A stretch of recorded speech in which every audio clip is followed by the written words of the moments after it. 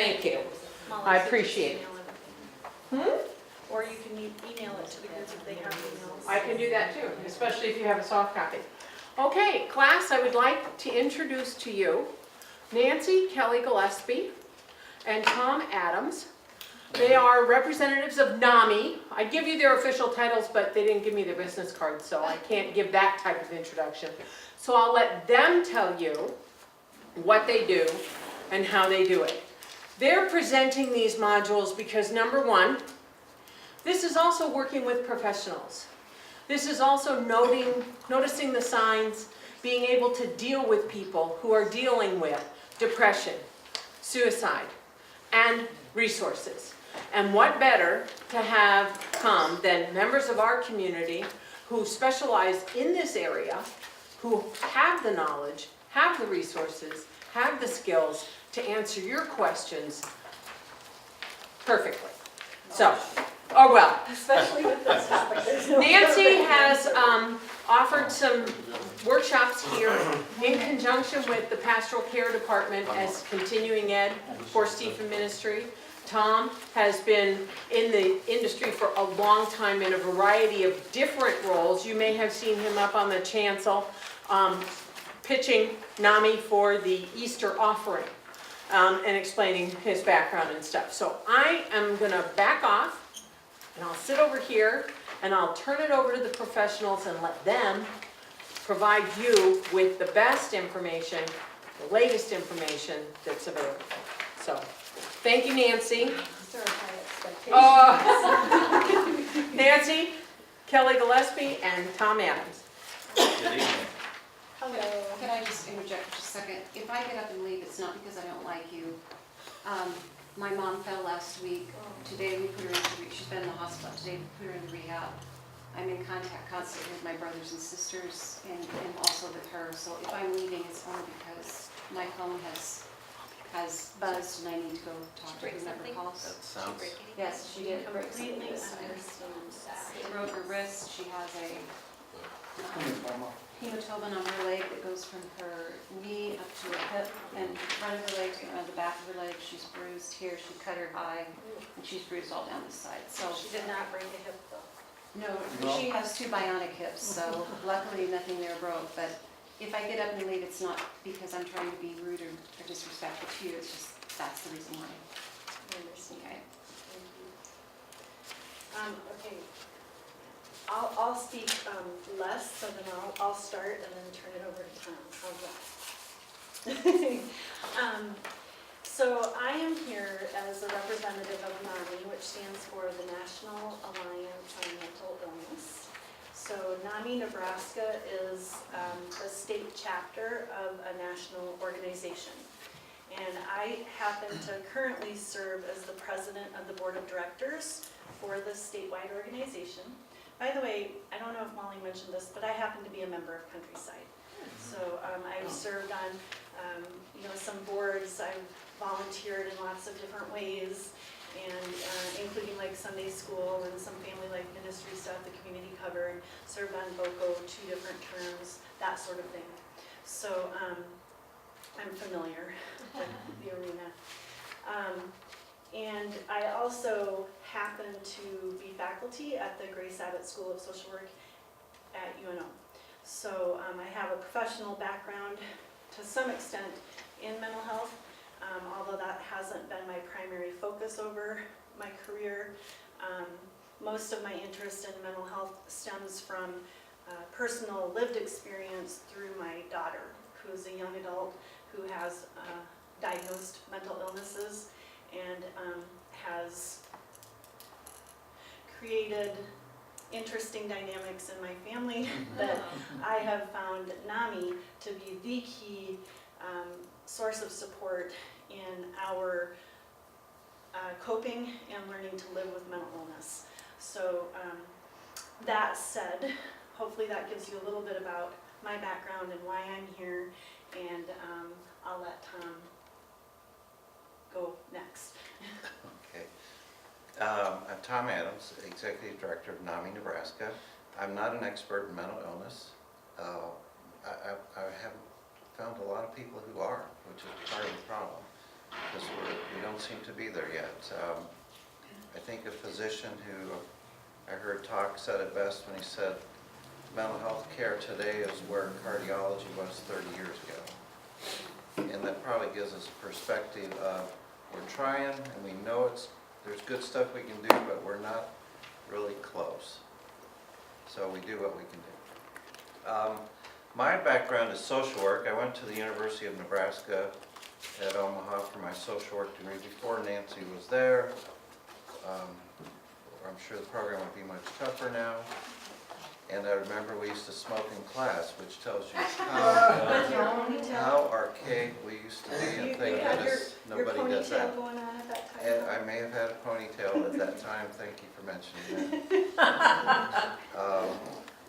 So I have been in social work about 42 years, and that takes us across. I can't keep a job, I've had several, with the state and Boys Town and Mosaic, who serves adults with developmental disabilities, and with NAMI, and actually 6 years doing a ministry program, which also came here and worked with folks and did a conference here. We help churches develop programs focused on older adults, a senior ministry programs. So in all of that, and throughout all of those years, you encounter people who have mental health issues. Across the lifespan. Across the lifespan, because with older adults, with kids at Boys Town, anybody can be bouncing off the wall on any given day. And it's just prevalent. Now, last week, for 5 days, I helped train, I was at a training for law enforcement officers.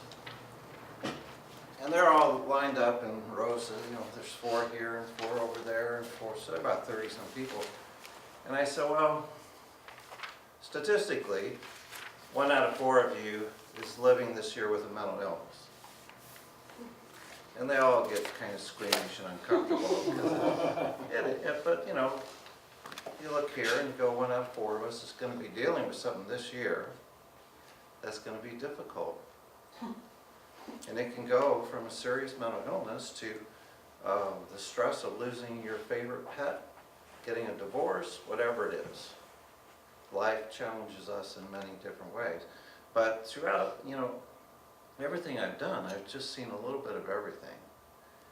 One of the things that surprised me, having only done this I'm in my 4th year with NAMI, is how chaotic and disorganized mental health care is.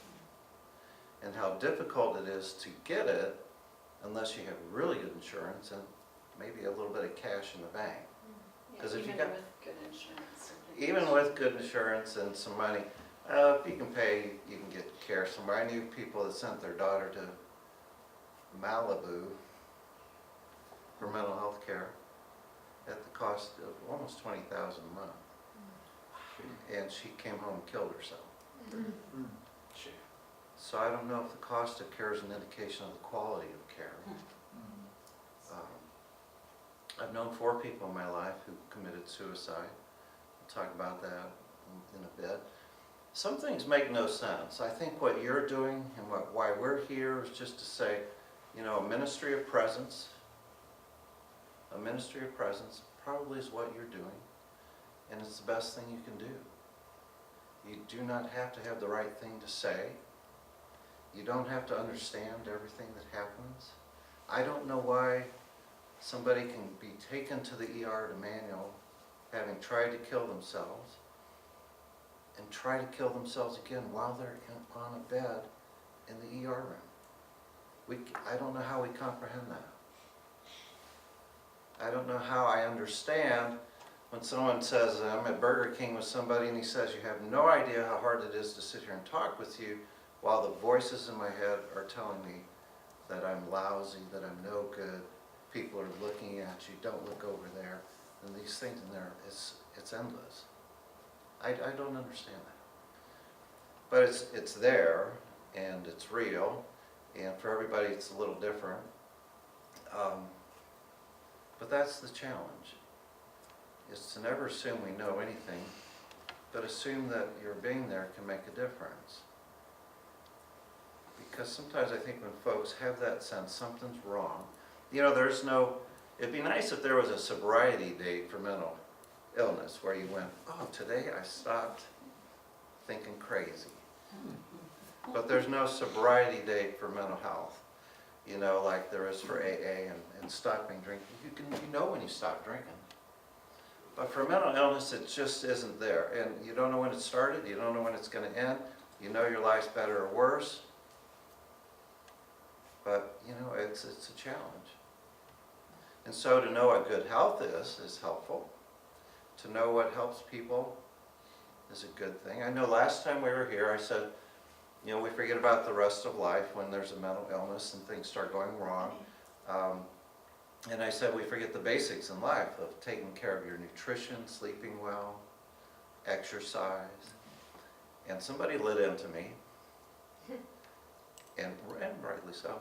So, well, that sounds great, but when you can't get out of bed, none of that's going to happen. And that's absolutely true. It's kind of like having the flu, and you get up to go, you think you haven't eaten for a couple of days, and you think it might be a good idea, and you walk to the kitchen and you go, that's enough, I need a nap now. And you go back and you lay down for another day and a half. And that's, you know, that's kind of some of the effects. Somehow we can relate to things differently, even though we've never experienced it. I suspect each one of us in our own ways experienced a mental health challenge, whether it's stress or depression or bipolar or schizophrenia, that you can live with any of those conditions. My personal experience was a spouse who we finally found out was bipolar. And in information, sometimes there's comfort, even though you aren't going to change anything with that information. Because you can get a diagnosis, and it's a great thing to get a diagnosis because you should be able to look at it and go, yep, that's true, you know, because there's all these criteria. And so you should be able to look at it and go, that's true, yes, that's me, that's it, okay. And looking back in our marriage, it was like, oh, jeepers, you know, and I'm in this field and I was befuddled. I didn't know why my house was in chaos all the time. And then we found out. And it made a huge difference to get a diagnosis and get the right medication for her over time, for all of us, because it brought some normalcy. After 28 years of chaos, it was a little too late, so the marriage didn't last. But she's a good person. She's working on herself and things she needs to. So that for me was a big one in my life. I had a father-in-law who was, I almost said that out loud, who had challenges that had an effect on the family, and you could just see this chaos. And sometimes you don't know, and you just go, what is going on here? And people have that sense. And really delving into it and trying to figure it out is a challenge, because 50% of adults who have mental illness won't get care because they're embarrassed. They don't want to walk into somebody's office and say, something's wrong with me. I'm not functioning well. And that's a challenge. If you can't even go get help, where do you start? I mean, but you know, it's interesting that I badger people in my office to exercise. And partly because we hire individuals who live with mental illness to work with us. And I know the value of exercise and nutrition and sleeping right. Because if you get the flu and you're in good health, you're much better to recover easier and quicker. And if you're in good health when you have mental health issues, the same thing. It's another illness. And we need to get ourselves ready for what may come to us in life. And it took me months for this. There's a 21-year-old in our office who's just so bright, it's scary, and yet has no common sense. And we love her to death because of that. It's a fun combination to see walking chaos. But she does some wonderful things we don't understand on computers, and so we keep her. No, she's hilarious. But I forgot what I was going to say. But anyway, those things help us in life. And so when I think about mental health, The I- exercise you were. the starting to do exercise and the nutrition and all those things, we never want to let go of some of the common sense stuff in life. Because we have no miracles here tonight. It's a lot of it's common sense. Some of the science is changing dramatically. I don't think I'll be around to see when they actually do have really good stuff for mental illness, but we hope it's coming. Wow, this is my introduction. Maybe just. I know we have to be done by 10:30, so I should stop. So At 9 o'clock, you're gonna be in here by yourself. I think by 8:30. Piggyback on a couple things Okay. to segue in here maybe, so, And we want to meet them. yes, we do. Oh, maybe we ought to do that next. Okay. Yeah, that's a good idea. So I'm Nancy. I'm Dan. I'm Nolan.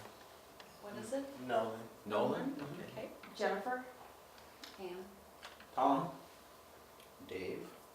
Amy, Jerry, Mary? Jerry, Mary, Amy, Dan. How could you remember all the little names up here. There'll be a test in 20 Two minutes. Dans and you have name tags, but you're afraid to use They're them. not being I don't stand up anymore. Oh, okay. Videotaping, we want They're to. very tired. And then. Having- That's a better way to do it. What is Round kind it. Come back. Sorry. I don't care. Put it sideways, put it upside down. Now, having been a trainer for years, I would say if you take the top corner and fold it over, it should keep it upright. There you go. But I'm just saying. Good Okay. work. Uh, Good work. So, just to backtrack for just a minute. The top corner. Tom said There you go. earlier on Close it, now do it over. Yeah, there you go. that, there you go. That's a slick trick. It is. You know, at the end of my career, that's the best thing. On our tombstone. Just fold the corners. So Tom mentioned a few minutes ago how, how as sometimes the best we can do is just have the ministry of presence with people that are dealing with mental illness. And one of the other interests in me being a part of this is because I felt like I didn't have that as a countryside member when things were at its worst with my daughter. And so once things started to stabilize a little bit more, I tried to reach out more and talk to people like Margie and Molly and say, we have to do something because this isn't right. You know, I love my church. I've been active here for many years before this had happened. My kids, baptized and confirmed here, and where are you when I needed you most? Because I wasn't in a place to ask for it in crisis. And so slowly but surely trying to get more information out and working in different ways with folks like you or whatever to assist families when they're dealing with this kind of a crisis. And in part, it's the crisis that prevents people from reaching out for the kind of help that you all could offer, but it's also the stigma part that Tom mentioned, where when people are dealing with something like a mental health crisis in their lives, it's a lot harder for people to understand what that really means and to not judge. And there's different ways in which that happens depending on where people are in their lives and like the age of the person that they're living with when the mental illnesses manifest. And so as a parent of a child with mental health issues, there's a lot of inevitable judgments that can happen with that. Or as an older person with a mental health issue, there's some stereotypes that might create havoc for that person's life and everything in between. But to also understand that there are some differences between situational mental health challenges, like naturally, if you're in a high stress job or you have major changes in your life, relocation, divorce or marriage, having children, having the loss of a parent or another loved one of some kind. All of those can create situational depression or anxiety or things like that. And they may or may not be long-term. And then there's the other side of mental health issues that are long-term, that people have across the course of their lives. And I think we're in a society where whenever there's something challenging that people are experiencing, we as a society expect a quick fix, and we want it to go away, and we will often, seek something to relieve the pain or the chaos or the stress or whatever it may be. And the thing with mental health or mental illnesses is that sometimes the best we can do is realize that we have to learn to live with it, and that it's not going to go away. There's no cure for mental illness. And for me, that was one of the biggest epiphanies that I had with my daughter, was that this is not going to go away. There might be ways in which it can get better and look better for our family, but ultimately to come to the realization that it's never going to be completely gone. It's not like the flu where you're going to get better. It's not like, a broken leg that can be healed after time. It'll be there always, and it just might look different at different points in time. So but having that information, Tom mentioned having a name for the condition, having a diagnosis, being informed can all by itself be very helpful, because at least you have an explanation for what you're dealing with. But then from there, the next step is kind of like, okay, now what do I do with that? Now I have to figure out how to learn to live with it. So we wanted to kind of cover some of the basics about some of those issues, particularly in line with your training around depression and suicide. Those are probably the most common. Depression for sure is the most common mental illness that affects people across the lifespan, and suicide is usually directly linked to that. And then we also want to be able to give you information about the mental health system in general and some community resources before you leave, or at least so you know where to look. Does that sound fair? I'm good with that. I don't know if they are. But Does that sound fair to you? That sounds good. Molly, is there before we go too far, I think we're Bless short, you. we're short, yes, bless you. We're short a stack of, I think who didn't get the information? Oh, okay. Me. Is there a way to throw it all as a stack on a copy? You know what we could do? We can give her mine, because we're together, so Yeah. we can. Oh, okay. We don't both. Thank That's you. a good, We'll yeah, share. that's good. Awesome, thank you very That much, works so Amy. much fun. That, actually, my other alternative was to have a set for myself, but Well, if you want to. it's really So if you sad. want to decide, you can have mine. No, You take that. I don't No, know no, if no. you have- 'cause Oh, can you use that go out one the on screen? this. But I don't Well, have a 'cause complete you're gonna set, just- so. You can even lead it. if you like. Oh, So this first screen, just to kind of give you a background, what depression is, and some definitions and facts. I don't know, were there fact sheets on depression? yes, they went So around. there are some fact sheets there that might, give you a little bit more specifics. But to know, I guess, one thing to know is that there's different types of depression. So we talked about it, pretty broadly. But really, if you really wanted to know what type of depression a person has, there's very specific diagnostic criteria that says, okay, it's dysthymia, or it's major clinical depression, or it's bipolar depression. And even bipolar depression, there's type 1 and type 2. I was thinking, wait, that sounds like diabetes, but yes. So there's bipolar 1, there's bipolar 2, and there's subcategories of all of those diagnoses, really. And the main thing is the diagnosis is dependent on things like how long have what kinds of symptoms been present, and so it's duration, frequency, intensity, and types of behaviors, basically. So depending on how many on that checklist a person might exhibit, that's kind of in part how their diagnoses are determined. And the frustrating thing about that is that if you really got into it, you'd see that a lot of the terms that we use to label certain diagnoses have a lot of overlapping criteria. So one of the challenges, even within the professional arena, is how do we get the right diagnosis? And there's not always a consensus on that.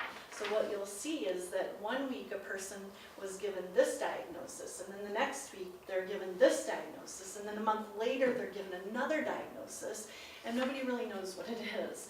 And it's especially challenging in the beginning part of the diagnostic process. And for a lot of the major mental illnesses like bipolar, like schizophrenia, like major depression, that'll manifest itself like during late adolescence and young adulthood.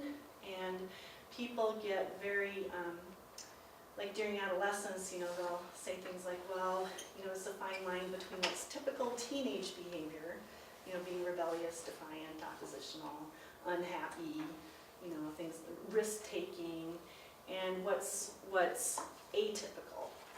So people get very reluctant to name something because people don't like labels, but then you really don't like the wrong label. So sometimes with these mental health issues too, it's believed that maybe there's a progression. So you might have you might have a diagnosis that makes total sense, but it might actually be almost like a prelude to a different diagnosis as time goes on. So maybe, for example, somebody who's been diagnosed with ADHD as a youth or an adolescent, that could actually, and if they have some other things happening along the way, that could actually be, there's a high correlation between ADHD and bipolar disorder, just as an example. So it could be that their diagnoses change over time, or that they add on to one another, which is not really what we want to see happen either. So it's just hard to make those. So half the time people don't really know what they're dealing with, but they know there's something there. Do we have time to get a very quick description of bipolar disorder? I guess I'm ADHD. Somebody just told me I was the other day. A couple years ago, my mother said they wanted to put me on Ritalin when I was young. And she wouldn't, so they said you have to take them out of school, or we're going to put them on Ritalin, you have to take them out of school. So I left school when I was 6, I basically never returned. When you were 6? Yeah. Oh. So luckily for me, you know, because school education has served me well by not having it. But bipolar disorder, what is that? So the old I know there have been times when I imagine that I sometimes think I've been depressed my entire life, but I just never knew because I have no frame of reference. But I seem fairly happy and well adjusted compared to myself, and I seem to function well. But it's difficult to determine. So did someone else tell you you don't function well? Is that what No, you're I'm saying I function well. I seem Okay. to, you know, I function well in life. I seem to. But I have no idea what. Well, bipolar used to be called what? Manic Manic depression. depression. Manic Manic depression. depression. So that tells us really what it is. It's mania Okay. and depression, It's another word for mania. Yeah. but it cycles between the two. Yeah. No, And so then there are all these other yeah, I know levels. what manic depressive. Yeah, and so it is bipolar. Is another so word. now we say bipolar. I don't know if it's more polite or Okay. I don't know.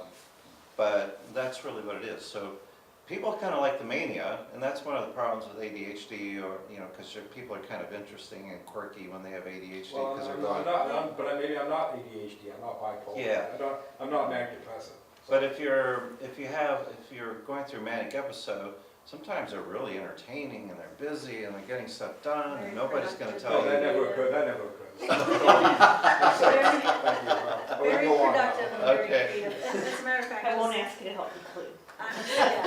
So on a side note, like during World War II, the Nazis weren't very friendly to people that had any kind of disability or major mental illnesses or anything, except for people with bipolar and maybe schizophrenia, because they could be so productive and creative, and they used them and tried to learn a lot from them. But they were a protected class, if you will, of a class of people that were not, being treated humanely. And there's a lot of, I don't have a list, but there's a lot of famous people that I won't remember that are thought to have had bipolar disorder, artists, musicians, scientists. Einstein was thought to have schizophrenia. He was dyslexic, wasn't he? Dyslexic. Yeah. I think he also was thought to have schizophrenia. So it's more common than, you know, what we often think about. But ADHD is different than bipolar, but you might have some overlapping things. The other thing too is depression and anxiety are often called two sides of the same coin. They often go hand in hand. So you can be both at the same time. But depression is, we talk about it as a category tonight because it's so common. You know, and I know when I presented here a few weeks ago, and I asked the congregation, has anyone ever had a crummy day? And almost, you know, everybody goes, oh yeah. Well, we all do, don't we? Just because of the things other people in our lives, it's never our fault. No. We have a crummy day, but when a crummy day goes for a couple of weeks, couple of months, couple of years, it takes a toll on us physically, in our relationships, in the way we function, and it's so prevalent. But sometimes, you know, we still hear stuff about there must be a sin in your life, or you're not trying hard enough, or just put your boots on and pull them up and get going. Pull yourself up by your bootstraps and Yeah. just continue on. So yeah, and if And you, sometimes it comes from family members. oh my gosh, that would never Usually, happen. They love us and want to support us. Yeah, come on. So what you can do happens it. when there is a person, or yourself, if you've had a moment in your life where you had a season of depression, how was that received by the people around you? And how do people get through that? With worry. Worry helps a lot, but doesn't the scripture say? Helped a lot, yeah. Worry, you can't grow an inch from worrying somewhere in the Hey, scripture? support, Can't add one. support, willingness to do anything to get you to the point where you're healthy again. Yeah. That support is there. I will do anything. When you hit bottom and you finally say, I need help, they immediately get you off to where you need help. That's what family does. What happens before that point then? They take care that you don't harm yourself or harm anyone else. Ooh, that's really good. That's They really. sit with you through anxiety attacks. Mhm. Your daughter sits next to you and rubs your leg and says, it's gonna be okay, Mom. It's gonna be okay. Just So let as it a out. Stephen minister, what would you say to somebody you knew was struggling with that? With depression, Or anxiety. For anybody, Or what anxiety. comes to mind? I'm right there with you. I gotcha. I know what's going on with you. I don't know if I would say I know what's going on with you, but I would be right. Mm-hmm, You'd be there. mm-hmm. Yeah, being there's the biggest part. And Molly would throw something at me if I didn't say, I know as Stephen ministers, you're gonna listen more than you talk. Mm-hmm. But to be there is really important. And it's not a sin issue, it's not a laziness issue, it's a depression issue. You know, I just laugh every time there's this, and I don't mean to make fun of people with this problem, but there's a commercial that says, I have dry eyes, that's a serious illness. And I go, really? That's a serious illness? It is for some people. I'm sorry if you haven't. I'll pay for your eye drops later. But no, that's not a serious illness. Not being able to talk to people because you have things in your head saying kill yourself, that's a serious Or illness. being found in the corner of the closet, Yeah, wrapped up in the fetal position, rocking back and forth, that's a serious illness. that's a serious illness. You know, those are serious things. And there's physical things that cause that over time, and they can be corrected by proper medication and by people being there to be supportive no matter what your condition. I sit at a window, boy, I digress a lot, don't I? But my window looks at the entry to Lasting Hope Recovery Center, where it's an inpatient facility. I never see flowers going in there. I bet if I was sat outside University Hospital, you'd see flowers going there. Flowers going to people. Never. Pretty, yeah, balloons, they'll kill Yeah, it used themselves. to be that people who were depressed or anxious would get ETC. electrical, Yeah. What, they'd the be shock shocked. therapy? They would be shocked. And it was looked on as, oh, if you you said that you were depressed, even 20 years ago, if you said you were depressed, they'd look on you that you were crazy. So Yeah. you didn't tell anyone that you were depressed because you didn't want them saying, oh, you're crazy, or just get over it. You Yeah, know, with cancer, like you said before, you have cancer, everybody knows about cancer, everybody knows what supposedly what you have to do to become well from cancer. And I think mental illnesses have been hidden away because of the shame that Sometimes people look at you. Misunderstanding, I mean. Misunderstanding people and just shame don't that- understand it. If you yeah. haven't through it, or you haven't lived with someone who's been Exactly. through it, you don't understand it. Exactly. And then even sometimes you don't, but you And even, yeah, can relate. And the thing is that really, all of these mental illnesses really are brain diseases. And there's so much research and, information out there now, especially in the last decade where we've had so many major advances in our understanding of the brain. There's still so many mysteries. yeah. But the brain research that's been done and all of the technology and everything that has advanced shows that these are brain disorders. There is, just like, cancer or diabetes or, hypertension or heart disease or any of those other illnesses that we understand to be biological, so are mental illnesses. And there's a lot of the same kinds of contributing factors, risk factors that go into it too, including genetics. And we all know that there's a genetic link with things like heart disease and hypertension and diabetes and cancer. But there's environmental factors too. We hear this all of the time with all of those diagnoses that I just mentioned, right? How we eat, whether we exercise or not, pollution, smoking, all of those kinds of lifestyle habits, all of those play a role.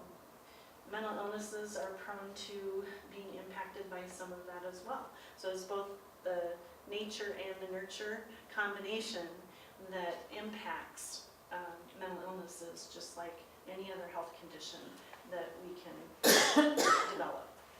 And it's all brain chemistry. What happens is with someone with mental illness psychologically, that person is another animal than we are then. It's a different creature. It's an other that doesn't operate by the same rules. It's terrifying to be around people who are actually truly crazy. Because you don't know what they're gonna do next. You don't feel safe. Unpredictability among humans is terrifying. Deviation from the normal social behavior is, like I said, terrifying psychologically to us. So people who are mentally ill, and we know they don't live in the same world we do mentally, it's extremely difficult to sit there and let go of, the fear long enough to try to actually connect with them. We imagine that we can't. But the more we know, the better we can get at relating to them and not being afraid, right? Because we're usually afraid of what we don't know, but the more we understand, the easier it becomes. And that would be our hope too, is that, as Stephen ministers, you'll be armed with a little bit more knowledge than what you maybe had before, so that in the event you encounter something scary, you'll know where to go to get support for yourself, to support the person you're serving, or how to get them the support they need. Does that make sense? So, okay, this has been up here for a little while, but it just kind of shows what some of the common symptoms of depression might look like. Sometimes it's the typical feeling, looking sad, crying, feeling blue. That's probably what we most commonly think of as somebody looking like they're depressed. But it can also be anger, it can be rage, it can be violence sometimes. So those are also symptoms of depression, even though a lot of times people don't think of it as depression. So you might encounter people with all kinds of situations that really are depression, but you're not thinking of it. This is just kind of giving you a little bit of there's lots of ways to kind of think about if a person might be depressed or not, or what some of the signs are. But if you remember the acronym SIGI CAPS, so it's just talking about if there's changes in the person's sleep. Are they sleeping more than normal, or are they having insomnia more than normal? It can kind of go either way. The same with their interest in things, you know. Have they lost interest in things that they usually like to do or are usually active with? Are they feeling guilty or worthless or, you know, ashamed or something like that? Is there a change in their energy level? Change in concentration and cognition. So a lot of times, and you probably can relate to this too when you have a lot of things happening in your life. If you're feeling a little down, we're usually pretty distracted or preoccupied. And when that happens, oftentimes the symptom is memory loss. Like you don't remember, you know, to do something that you do every day, or you don't remember, you know, it's hard to focus and concentrate and remember even everyday things. So the more that happens, that is more likely a symptom of depression. Weight changes. Sticky notes don't mean I'm depressed. Pardon? If I use a lot of sticky notes, does that, because I can't remember anything. Now yours might be something else, because I know you have a birthday coming up. Well, that's true. So, That's a coping skill. That's Thank a you. coping skill. yes. Senility, that's not feasible. That's where I'm headed here, okay. You know, and I think too, as I think about what you will do as Stephen ministers, and the idea of depression, and you go, well, there's not really anything you can do about depression for another person. Do you have a solution for their depression? Well, you might have some ideas, but it's not your thing to go out and tell them what to do. But it reminded me of a study done a few years ago when they went in and they surveyed all these patients, and they said, who helped you the most while you were in the hospital? And it was never ever the doctor. It was never the psychologist. It was the nurse or the people that cleaned the building, because those were the people they had the most contact with. And this whole study came down to whoever gives you time and is nice to you, they can affect your life. And that's what Stephen ministry is. It's being kind to people in situations that are difficult and accepting them as human beings in God's creation, and having, you know, a heart that needs to be touched by another human being. And that's what you're doing. Because all this is interesting, and I'll tell you, this is exactly what a psychiatrist presented to all these law enforcement officers last week. This same stuff, and she said at the end of it, it's our best guess. And so keep that in mind, you know, all the science is wonderful, but there is that thing of, it's our best guess. If it doesn't work, we'll try something else. And that's okay, because sometimes that's good medicine. You start ruling out things. You said weight loss. Could it also be Weight loss gain? or weight gain, Gain. yeah. So changes in appetite and changes in weight, either way. And then, yeah, I kind of went forward. There was another one up there, Psychomotor, psychomotor, and then suicide. suicide. And we're gonna talk a little bit more about suicide coming up here too. But as Stephen's ministers, you probably wanna know a little bit like, well, when do I know that it's like, you know, bad enough where I know what to do with that, or if I have to transition it to somebody else to help, you know, assist with something. And this is some of the danger signs, you know, this kind of part. There's another slide that I don't know where it's at, but we'll get to it, that is maybe, oh no, it's for the depression one, sorry. But this is just kind of telling you that if things intensify or get prolonged, if a person is severely withdrawn. So what if you kind of know that there's probably some depression going on and you want to reach out to them, but they're consistently telling you, no, today's not a good day, no, don't come over today, and they constantly are rescheduling. What do you do with that? We call our supervisor. And who's that, Margie or Renita? Margie, Margie? Margie, Eric, So what- myself. So then what do you suggest? Well, we definitely, if they feel that somebody is at risk to themselves, we definitely recommend calling in the professionals. We don't try to handle stuff like that. We'll work in concert with someone who is seeking treatment and under treatment and undergoing treatment, as long as the Stephen minister feels comfortable. But if the Stephen minister is at a point where they don't feel comfortable, their safety is more important. So Sure. we definitely do turn it over to the professionals and recommend, if necessary in some instances, 911 if they're with them, Right. or tell them that they need to seek professional help. How about they don't get dressed every morning? They sit around the house and aren't dressed, don't take a shower. Is that on the weekend or during the week? It's for a week at a time. A week and okay. But I That might guess be I, a clue. I'm sorry. oh, I was just gonna say, I guess my question would be, if we're talking to someone and they're not, they're not taking medication, they haven't been diagnosed or anything with depression, and, is it okay for us to suggest maybe they need to go to a doctor or see someone professional to?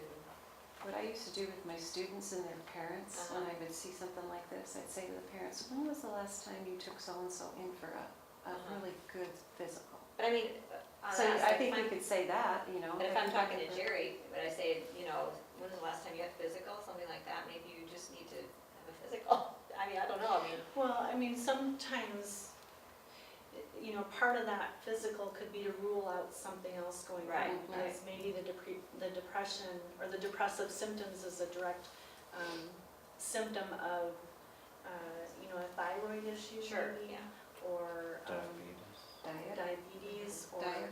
some other nutritional deficit like vitamin B, or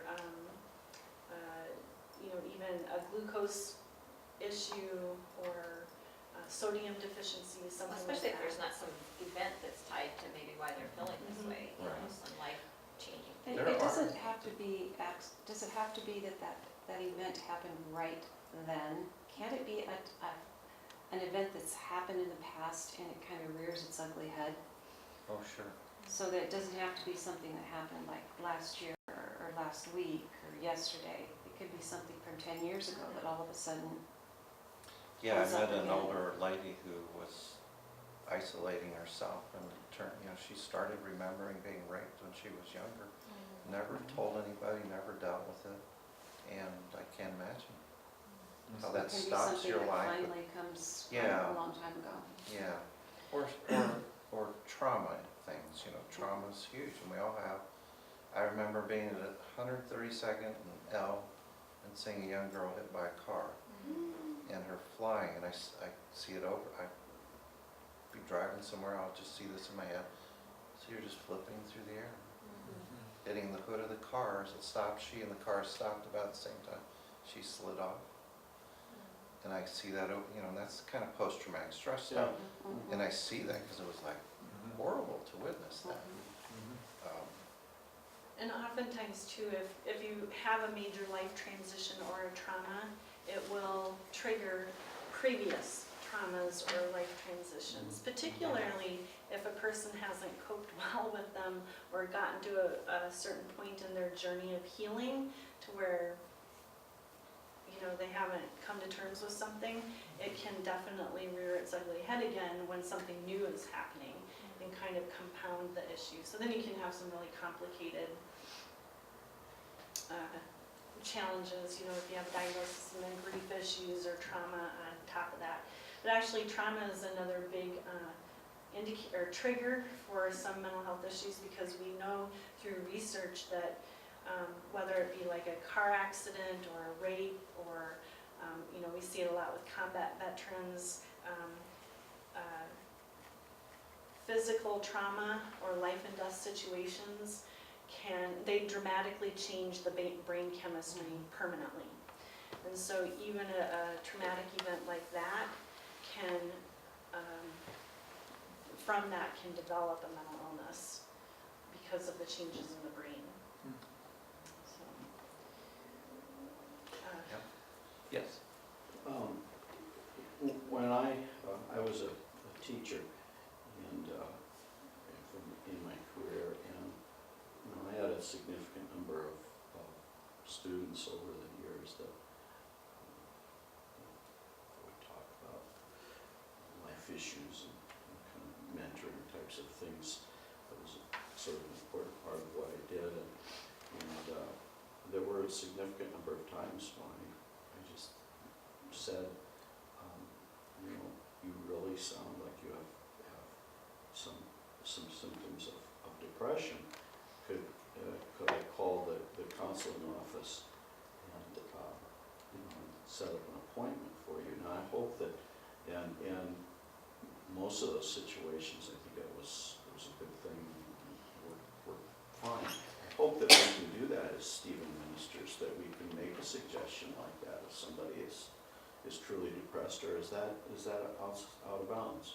Not at all. Okay. Not at all out of bounds. Okay. I mean, you can definitely say to somebody, you know, have you seen somebody? I know there's Arbor Family Counseling. There are a variety of resources available. Talk to Margie about whom she could see that the congregation might, I mean, that liaisons with Okay. our congregation. But that's why you're Stephen Ministers, is it is the skill that we're developing here, but it's caring for people and through people. So each of you bring a wealth of knowledge and caring and experience, and those are what God's going to use through you to help your care receiver. So don't deny that awareness, that knowledge, that assessment, and the deliverance of the message with love and care and concern for your care receiver, with that unconditional positive regard is the difference that makes. I have a question. And that, if I can just Yeah, sure. reiterate, that was what I was gonna say from the get-go, was as long as you're not coming across as being judgmental, Yeah, or okay. like, I know this is what's wrong with you, Oh, yeah. but if it comes from a place of, you know what, I really care about you. Yeah. I am concerned about, you know, what I'm seeing, and because I care about you, I really think it would be a good idea if you went here, talked to somebody here and there. Well, I know depression, you know, kids have, like all of us, a lot of different kinds of problems over the years, but without question, the most serious and significant problem that cropped up the most was some type of depression, either precipitated by life events or something that was just endogenous, I guess. So I know that as Stephen ministers, that's probably going to be a part of what we encounter if you do it long enough. And I would say too that another piece to remember is not just and maybe this is a little harder depending on who you're serving, but maybe it's not just about that person. Providing information and resources to their family members or the people that are closest to them to be part of their support system is really important for them to get support as well. Because if they're not understanding things, or they don't know how to, you know, what to say, what not to say, how to act or not act, because certain things that you say or do might actually escalate a person's behaviors that you don't want escalated.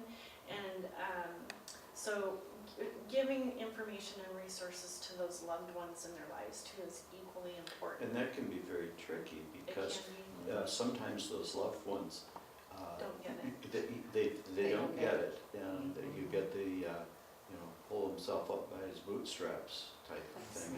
And then, That's where Margie comes in, and Eric comes in, and I come in helping, because as the Stephen minister, your care receiver is your bond.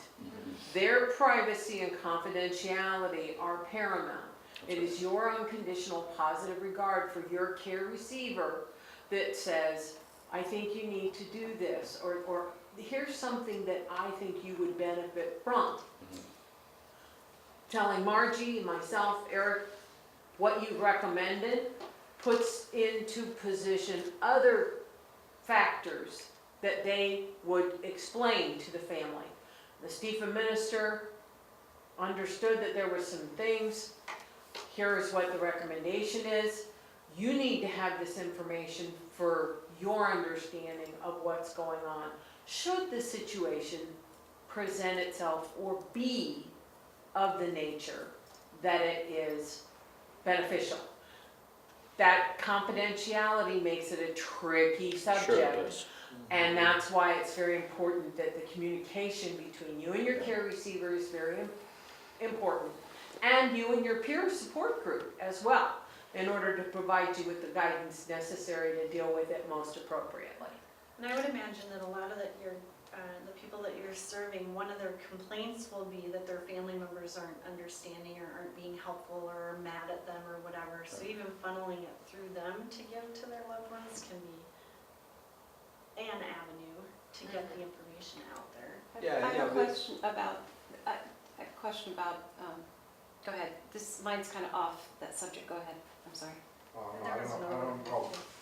The authority figures such as Eric or Margie, we can be strong, but we can't be authority figures. That's why, what the family needs to hear is basic Stephen ministry training.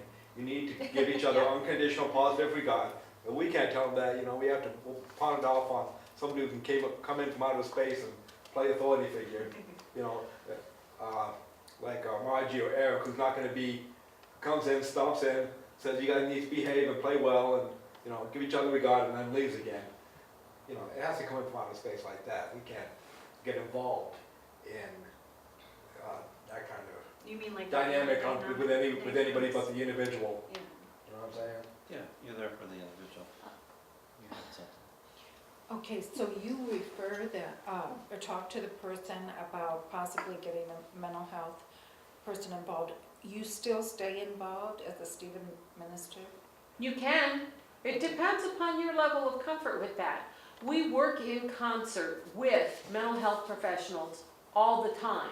There is a component of Stephen ministry in that unconditional positive regard, in that caring, in that spiritual connection with God that provides a support to your care receiver that can't be provided through any other means or channel. And it's like a leg. And then so too is the mental health profession for helping them, and then they have to be the third leg. They have to help themselves. And the Stephen minister is there to assist. You walk along with them. You get them from a path of brokenness to a path of greater wholeness. It isn't something that sometimes we can do by ourselves, and that's why we work in concert with the mental health professional. But you're not talking to the mental health professional. You may know your care receiver is under the care of a mental health professional. You may recommend that they seek the care, but you can't make that happen. All you can do is facilitate. And sometimes should it get to a point where you feel like you've done everything you can, and the person isn't doing anything that they need to do in order to move from that path of brokenness to on the path to wholeness. And it's not a win-win scenario. We don't need to see the Stephen minister go down the tube, too. So, that's why it's an ever-changing dynamic where communication and care and concern and God's presence is so critical to all of it. It isn't just a black and white kind of a thing. As Tom used the word earlier, chaos may not be loud, ringing, noisy chaos, but it could be chaos of emotions, reactions, thoughts, possibilities, options that make it challenging.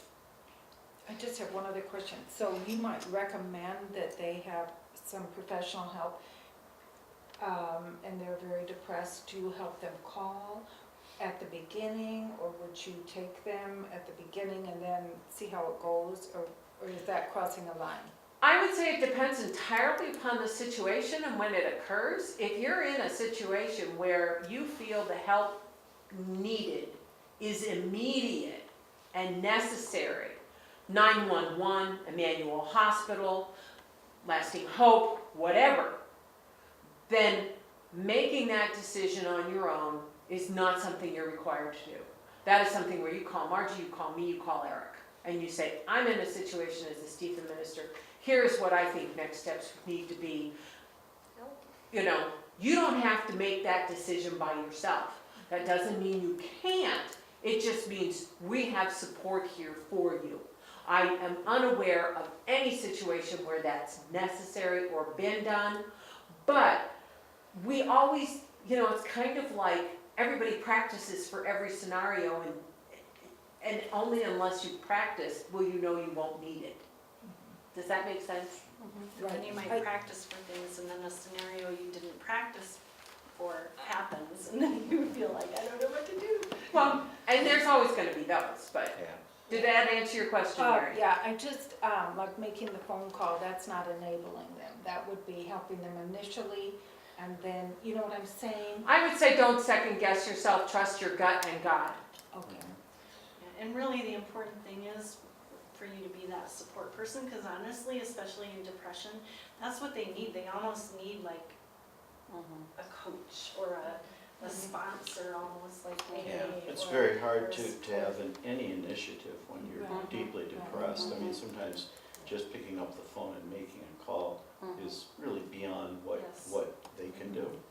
And like Molly's saying, sorry, I almost said Virgie, you know, to whatever extent they'll allow you and that you're comfortable with, to be there with them. And I completely understand, you know, the need to walk away if that, you know, that safety is an issue.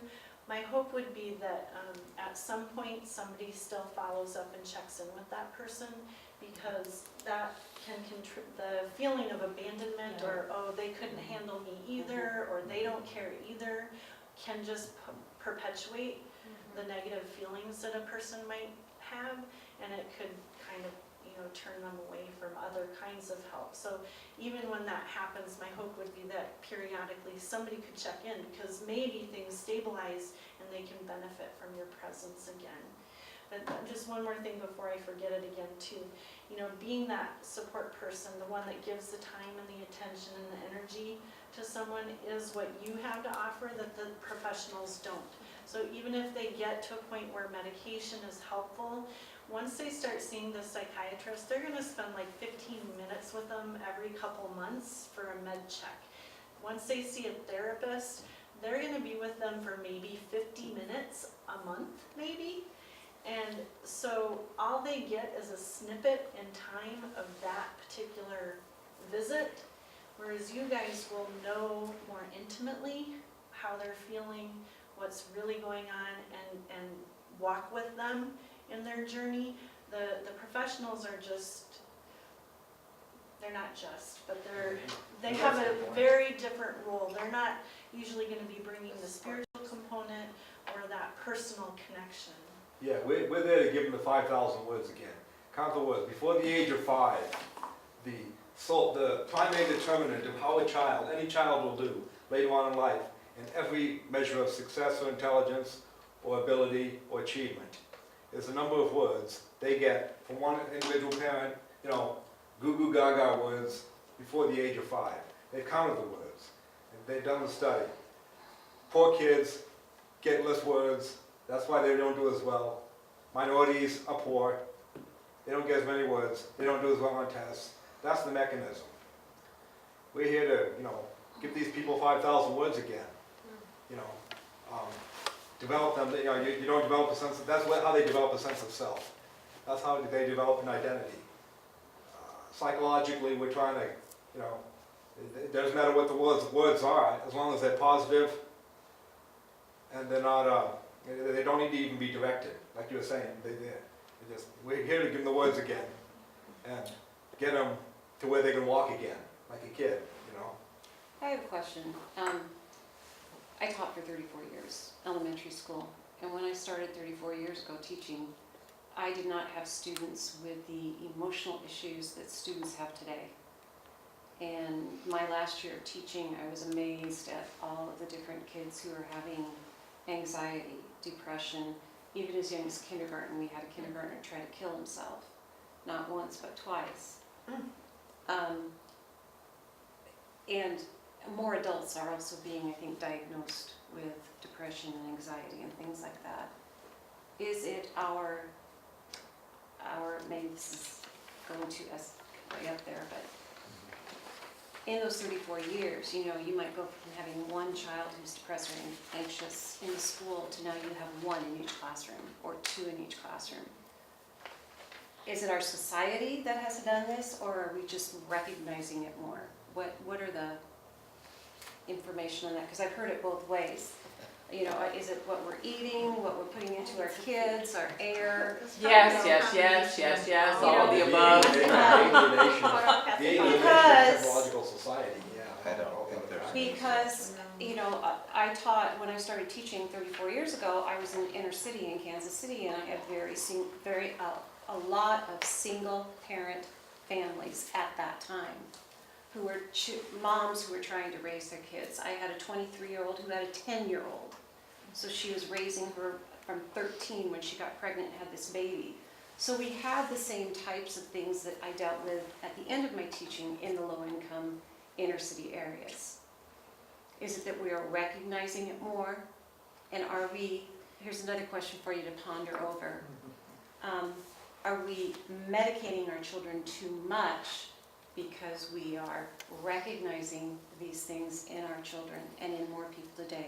Are we over-medicating our society?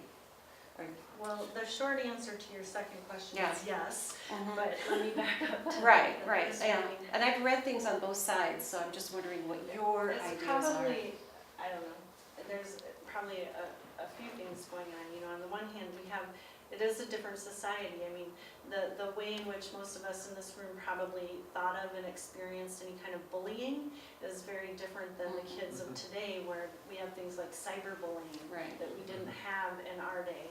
Or, you know, violence in schools. Like, I would have never, when I was growing up, never heard of, you know, somebody bringing a gun to the school. There weren't security guards in my high school, you know, but we are now in an era where that's the norm, right? So there are those. Body image for girls. Oh, yeah, and for definitely. guys, both. Right. So in the media, and the way in which the media and social media have developed has created a lot of different kinds of stressors and pressures that maybe previous generations didn't have that kind of experience with. But then also culturally, we have differences too, where, you know, the older generations, when we were talking about stigma and even the language used to talk about people with mental health issues. Like they're crazy or they're Yeah, insane or. Very, very private matters. And the generations under them are much more open about things like that. And, you know, one of the things with the baby boomers that has been talked about a lot is that they are a much more demanding generation, where they want help, they're seeking out and demanding, you know, mental health care or a quick fix to whatever their personal problem might be, medication or whatever. So that cultural trend also is influencing some of this too. But then with more research and more understanding of how the brain works and all of that, then it is somewhat easier to make diagnoses too, or maybe we are just really, we're quick to diagnose somebody. Rather than, yeah. And so there's, you know, there's a lot to be said about being misdiagnosing or overdiagnosing or things like that too. And the same with medications too. So as a Stephen minister, we need to be very careful not to say to someone, well, you seem to be depressed, when maybe they are just going through a real rough time. And if you put that word depression into their mind, that person may become more concerned and more down by hearing you say, oh, I think you have an issue with depression. So, you know, I think that if, as a Stephen minister, if we say, you know, do you think there's someone that you can talk to, rather than just giving them a diagnosis? I used to work in Child Protective for years, and I'd go ask people, Wow. when your life starts to fall apart, who do you call? And most of the time they had nobody. And that was part of the problem. They were isolated, lonely. Do you need someone to talk to? Yeah. And so, I don't feel qualified to help you with what you're talking about. Would you like for me to help you find someone that you can talk to about this that's more qualified? Now, how we say things makes a huge difference, because I will say to people, oh, man, that would wear me out to be in your situation. Mhm. Which is like, to me, that's depression. It wears you out, you can't do anything, you're so Mhm. consumed by it. You know, and coming back to talking to students, it made me think, two really good questions I like, that saved me a lot of trouble, is to ask people, what have you tried that helped you, Mhm. that made a difference when you feel this way? Mhm. Because it puts it back to them, it's like, what have you tried? And it's like, Empowering. yeah, and then. And you also get information as to where they're. Well, absolutely, you want them to talk and tell you, because. But I think we need to be very careful not to use words like depression, Yeah, bipolar, because There's no- we're not there to say, oh, I think you're feeling really depressed. I think we need to be real careful. Is there someone yeah, that it you can seems talk like to your about this? axis two there, and maybe. Yeah. Well, they yeah, don't you- have axes anymore. Okay, so, you know, it is really, I think that's a very cool thing. Now, and for other people, I'd ask, at a different point in time, I'd say, what are you willing to do? Mhm. And that's the old coaching line that you get, is what are you willing to do? Yeah. Yeah, and it goes with, what have you tried? You know, I think that, at least from my perspective, we use depression in two different ways. The word depression is, that does have a certain mental illness aspect to it, but I think we say colloquially all the time, gee, I'm depressed, you know? I mean, I think it's a different, I think we're saying two different things to say, Right. I think you might have depression or Mhm. or you sound depressed. You Right. know? That's I think those are Yeah. two different things. Yeah. That's just, am I wrong about that? No, No, I not at all. And I think if you take a look at like what a Stephen minister can do, the slide that's up there right now, those give you a lot of really good things without putting labels on somebody Mhm. and enabling them to have some growth, positive wholeness. Yeah. Yeah, That thing I- up there that says offer choices and options, not final answers. Mhm. We don't have the ability to give them a final answer. No. But I think one thing that can be helpful, like Tom's saying, is just asking questions, Mhm. you know, and through those questions might come some brainstorming ideas about what to do or where to go. And I think to make sure that,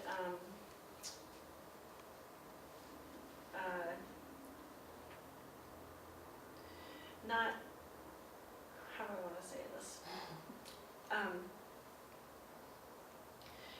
Again, to not have them think that you know it all or that you're judging them or making assumptions. So asking questions can really alleviate them feeling like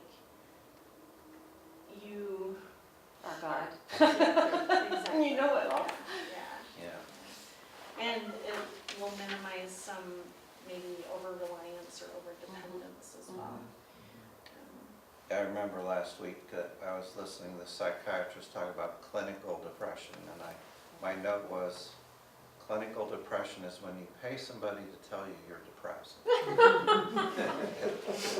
Okay, it's sarcasm, but. But you know, to you guys' point, wording can be very important, you know, because words do have certain Huge, yeah. connotations.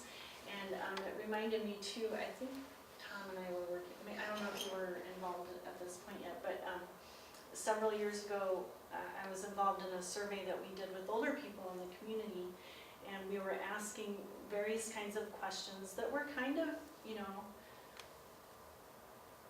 intimate questions, you know, we were looking for things around elder abuse and neglect, around like exploitation, around end-of-life decisions and things like that. And several of the questions were phrased with the word worry in it. Like, are you worried about somebody taking advantage of you? Are you worried about your financial or your estate planning or something like that? And over again, we got these side comments that would say, I'm not worried, I'm concerned about that. So it's like the word worry has some kind of a negative connotation that people didn't want to admit to.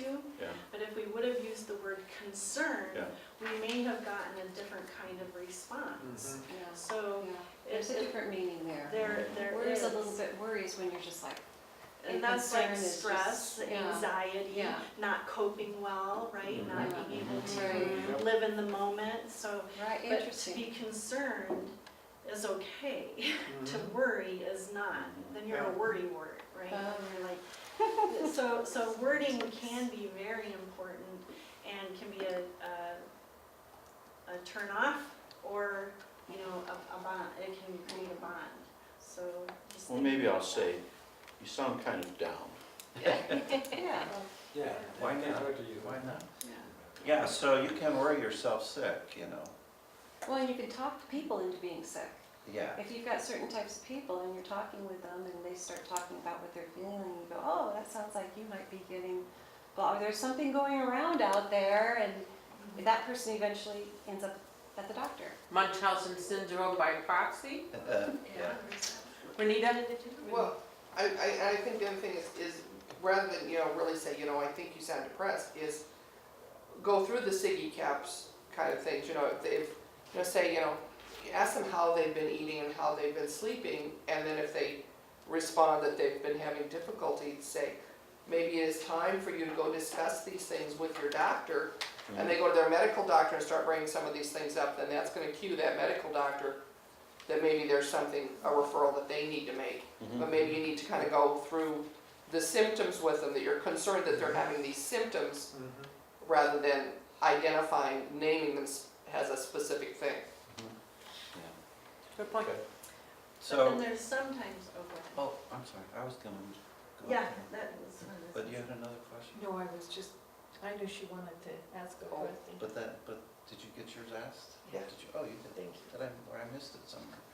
Okay, oh, Or do you want me to go back? yeah, let's go back a Okay, minute. sorry. I know we're kind of running behind here, but we're having fun.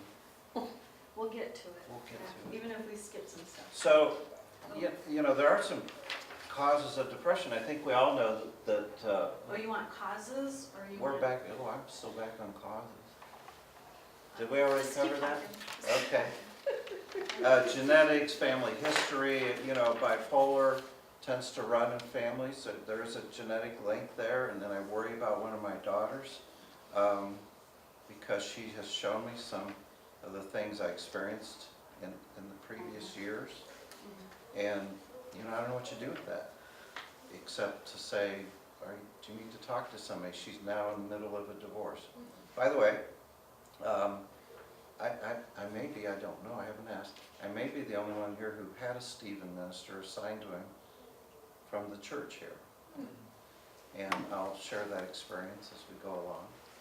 I did, But I did too. Margie Bolte told me I needed one, so I got one. When Margie speaks, everyone listens. Yeah. Yeah, I was like, Just do what she says. well, Just say that's your yes, Margie. opinion. Yes, Yeah. Margie. But going through things I was going through, it made a lot of sense and was really a gift. Now, we have a lot of things in life that affect us. It's very interesting. I won't read through these because you can see them easily, but a young guy in Lincoln went in the hospital because he had a mental illness. And while he was there, he said they were going to discharge him. And he said, no, something is wrong with me. And they went, yes, there it is, because he has serious mental illness. And he said, I realize I have a serious mental illness. Something is wrong with me. And he refused to be discharged. They finally did some tests and realized he had colon cancer. And he died about 6 months later. But it's that sense of even the medical field perceives mental illness as it's just a mental illness. And there are other things that go wrong. My mother was acting kind of goofy, and we all thought it was her diabetes, and it turned out to be a brain tumor. And we assume she's older, she just came back from a trip to Israel, she's tired, it's her diabetes.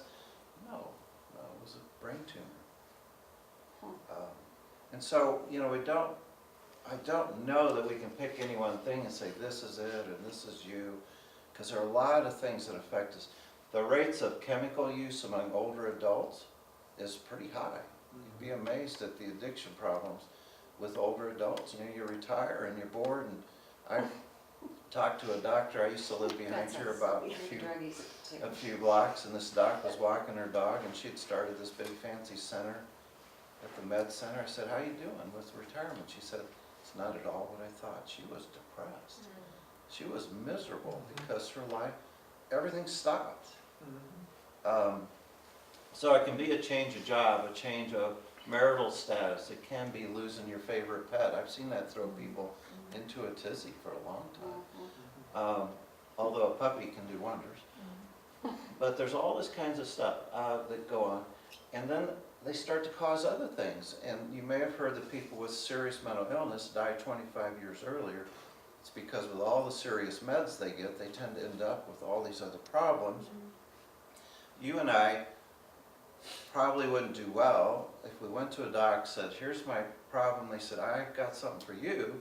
And in 30 days you put on 30 to 50 pounds. And then you realize that med really doesn't help you, and they want to switch it again after 60 days. And you may or may not add more weight. And this is just thrilling because you're going to a doctor for help and you're getting fat. Your mental illness is still prevalent and causing problems in your life, and you feel like there's no win there. And your self-esteem has been. And you, oh, I'll tell you. And we see this with folks who, they forget they have the body they have to take care of, and that's not a priority if your world's falling apart in your mind. So there can be a lot of causes of depression. We don't know those, but it might be we can ask people, what have you tried that helped you with this? And it might be we go say, you know what, do you want to call, make an appointment with somebody? Why not do that? The worst they're going to do is fire you as a Stephen minister. You know, you're fired. Yeah. Still there. You make so much money doing it. Yeah, you get big bucks for doing this. I, by the way, get no benefits where I work. Just to let you know that we work on a slim, I call it a Lutheran budget, but And everything we do at NAMI is free, which is important too, because you're not necessarily going to hear that from other people or the mental health professionals. They don't even really know everything that NAMI provides as far as programs and services and education and support for people living with mental illness. So it's a huge resource to be aware of, and we'll probably talk about that before we get to the end. so you jumped to feeling understood. Well, they've been up there, you just had to back Okay. to them, but I can go back. No, stay there. Okay. But I just want to say, the Swiss psychologist did studies on young adolescent girls who've been sexually abused, and why some who had been abused turned out okay in their lives, and why some, same situation, just absolutely their lives were miserable. And she found the link for those who succeeded, despite what they went through, was that they found somebody in their life who represented another way of living, something good, something to strive for, somebody who was supportive. They had that was their light. Life can be different. I can be treated differently. And I think that's really important for you to realize, that often that's all we are, is a light to somebody. My Stephen minister had been through a divorce, and that's what I was going through at the time. That I remember I was trying to sell a house. I just started a new job. Somebody had stolen my identity. I broke my toe. What else was going on? I had to give 2 dogs away I had for years. That might hurt more than the divorce. And all this stuff was going on. And I remember walking up my steps. I had 2 steps, not really high. And I literally fell in the bushes. And I hadn't had a drink for 30 years, so it's not alcohol. I was exhausted. And Margie made that suggestion. I took her up on a Stephen minister, and he called and said, I've been through this. And that's all I needed to hear. And I'll go, God, this sucks. I hate this. I'm in my 60s and I'm starting over. You know, it was miserable. but how nice to have somebody just listening to me bitch about it. I'm sorry, can I say that here? Sure. Because that's what I did for a while until I realized, you know, I don't want to suck the life out of this poor guy. I probably should say what worked for you, so he would tell me, what can I do differently? What's important when you're down the road like you are? What helped you? And so there is that stuff about people will ask you. Then you can tell them, share your life experience. Why not? You don't have the answers, but for you, this is what happened. And that's a good thing. That was good for me to hear in my situation. But feeling understood, whether it's a person who's been sexually abused, somebody going through a divorce, to have a sense of, you're not going to hear my story and go running off because it's scary. It's part of life. I've heard horrible things, you know, and you think, well, maybe that's part of life. For them it is. To jump off a building and live, you know, for a 5-year-old child to take their crack cocaine and die, that's part of their life. I mean, things I don't know, women who talk about sleeping with hammers to protect themselves in crack houses. When I run groups and I hear these stories and you go, what? But that's part of their life. And we accept them for where they're at in that.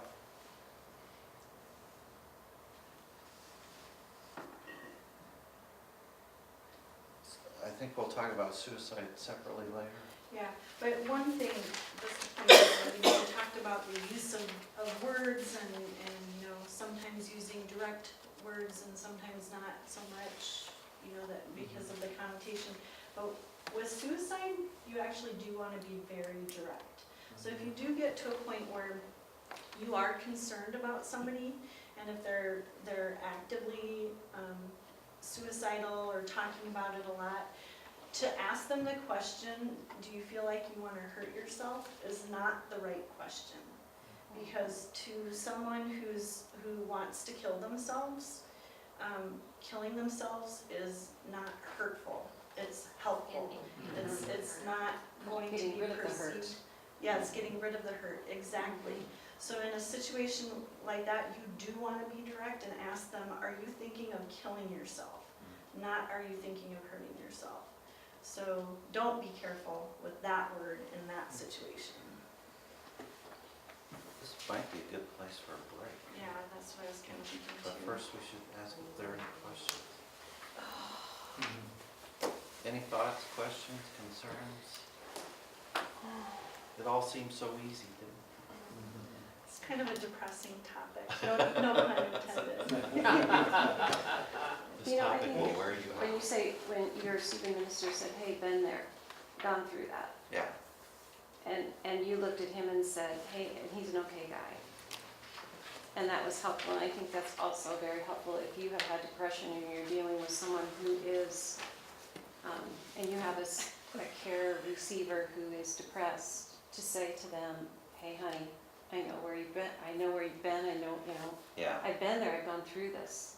yeah. Or And I'm equally, healthier. so to say, I haven't been there, I don't know what it's like to be Yeah. in your shoes, but I still care and I Mhm. want to be there with you as you go through it. Right. So Right. both can be equally helpful. Well, and it was kind of funny because about a week before that, before the Stephen minister was assigned, I had gone to my doctor because falling in the bushes was kind of like, that's a clue, that's a Did sign. the light bulb go on?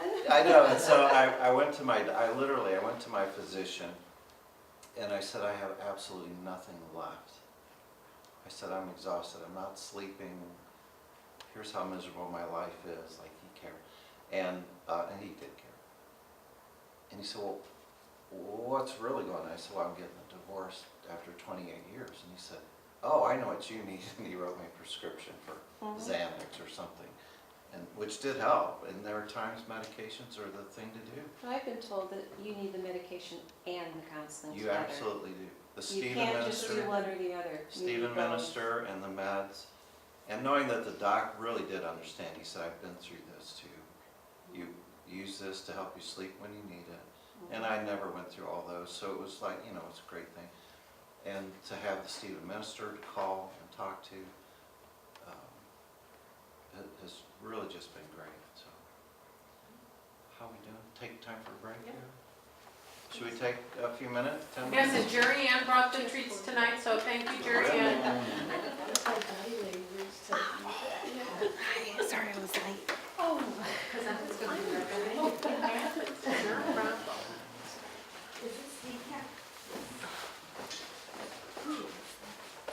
That looks real good. I don't think we need to. Yeah, they can't offer anything to anyone. They're of no value. No sense of I value. think the only way they could be happy is that, There's some magical thing in death. yeah, and the only way they can be happy. Is that about covering? That's plenty. You help. Had a physician presenting, and she said the number one thing she's treated in her practice for all the years she's been practicing medicine was loneliness. I thought, well, that's really amazing. That's probably true. So there isn't any one cause for, somebody attempting suicide, or if they do it. There are a lot of different things and a lot of different, the 4 people I knew in my life who committed suicide,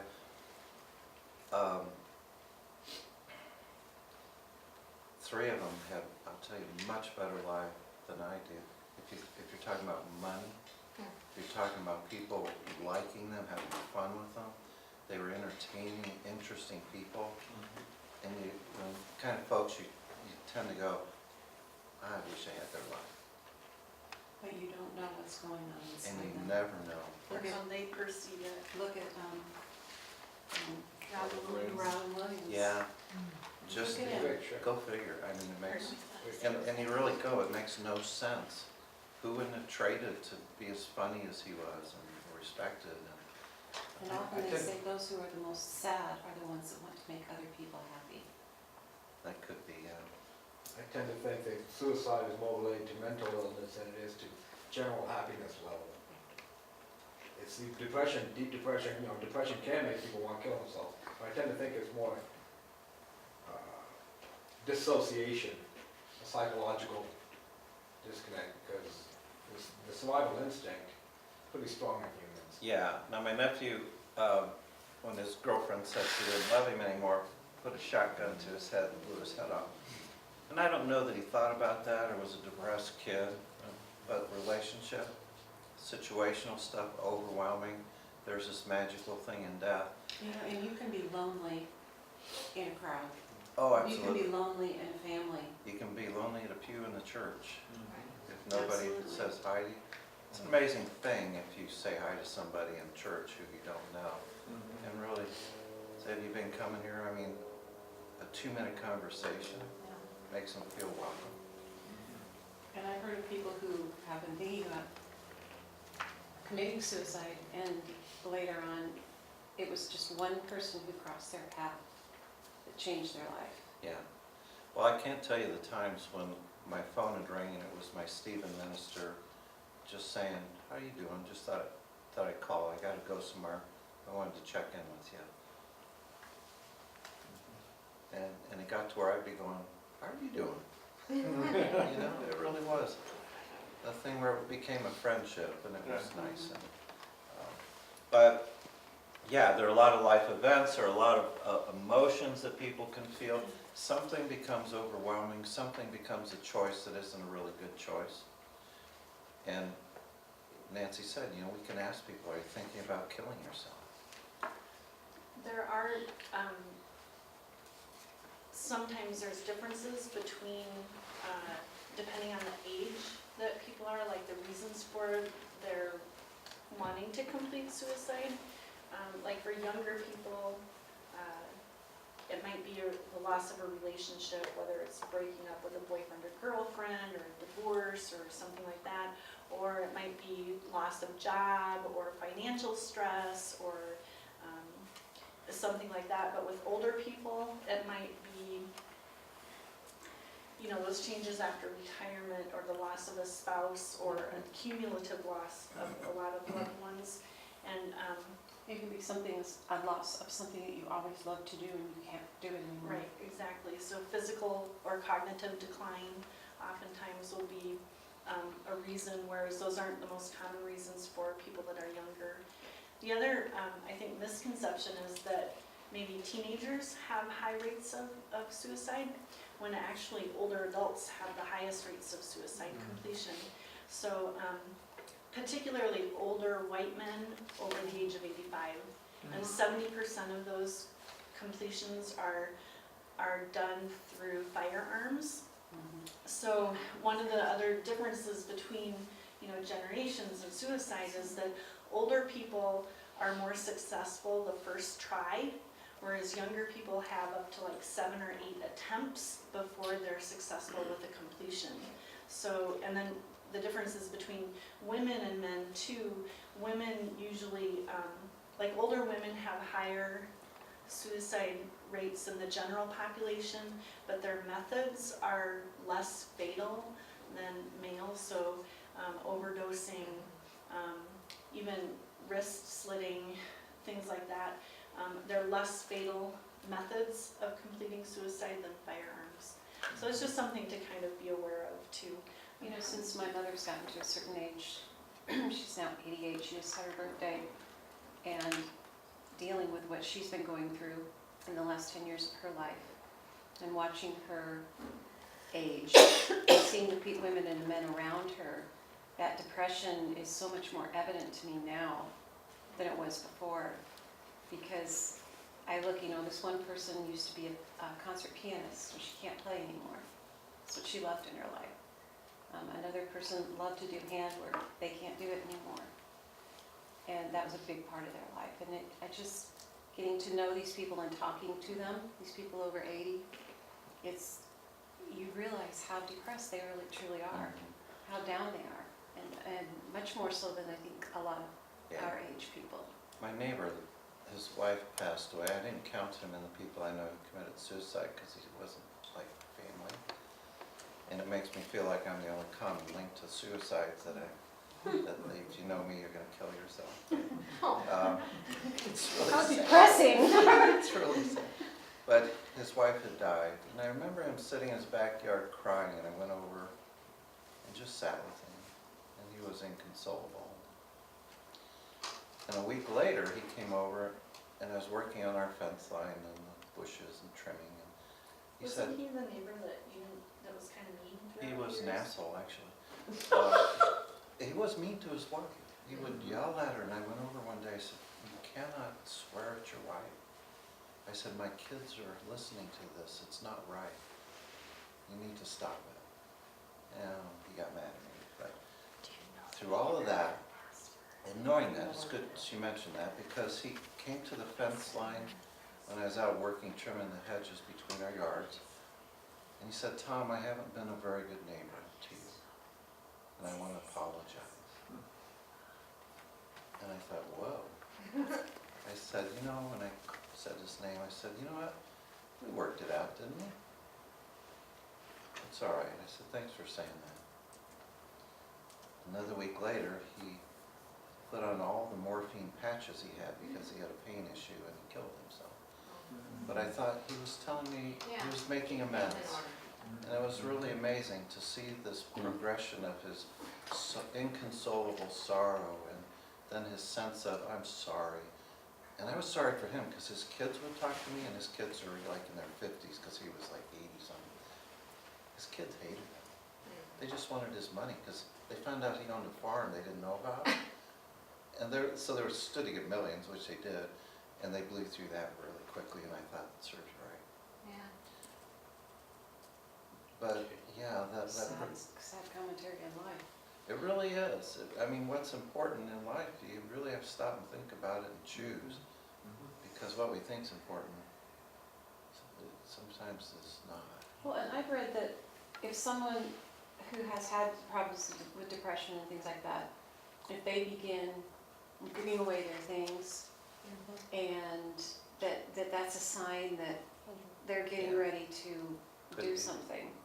Or if they clean up their house and clean out their closets and kind of as if they're going on a trip, that that's a sign that, you know, it's gonna happen. Is that true? In your case, is that what you've seen? When I moved to my own place here, 28 years of marriage, and I ended up in an apartment, I was so relieved to be free of all this stuff. Yeah. I gave everything away. You would have thought I was going to kill myself. I wanted to be free of stuff. See? And, I can step in my closet and Yeah. walk around in there and go, nice closet. I can have shirts and Yeah. shoes. And my kitchen's clean, Yeah. Now, I was telling Nancy, I have a daughter who may come back and move in with me. She's Uh-oh. in Europe. Found out she's getting a divorce. And I'm thinking, oh, there goes my wonderful life. Because she's a mess at home. So we have to have a come to Jesus talk. But But that's what I've heard though, is they kind of put their life in order. it and can then- be. And they, I've- unless it's just a spur of the moment thing. Yeah. I think I only have the sampler that's back from, I don't know what I'm doing wrong. Oh, So I'm not sure if I can get it. I'm so sorry. okay. If you want to talk, I can look for it. We had a short video by a woman who attempted suicide, if we can find it. I'm sending Margie a text to see if she can provide it for me. Well, you can keep talking about The next page is why do people attempt suicide? Again, I think that's a continuation. it. Yeah, we might have jumped ahead. But I like that quote there. It says, suicide is a permanent solution to a temporary problem. Yep. And I think it is what you mentioned about people feeling that they have no control, that they have no connection. And this is their choice. This is the choice the one they can make. And we all know it's not, those people I talked about in my life who did that, and I thought, why? Their lives seemed so cool. They had so much going on. People would always want to be around them, and yet inside, miserable people. And the only way to get away from that misery is to kill yourself. To be so, and I mentioned when we first started about a young man I know who was taken to the hospital because he attempted suicide, and in the ER room, he tried to kill, he was able to grab something, tried to slit his wrist. And what's in your head that is that bad and scary or painful that you want to get away from it, I don't know that I understand that. But I think it is, we don't have that slide. No, sorry. I'm still working on it. But they don't see their problems as temporary. It seems like this is the way, I'm going to live this way forever, it's going to be this miserable, and there's no sense of, have a cup of coffee, take a breath. We may have, Margie answered my text, so we'll see. And I think the next slide and the next quote here is probably covers it all. It said, suicide happens when pain exceeds an individual's resources for coping with pain. In a way, it's a mystery, but it's that simple.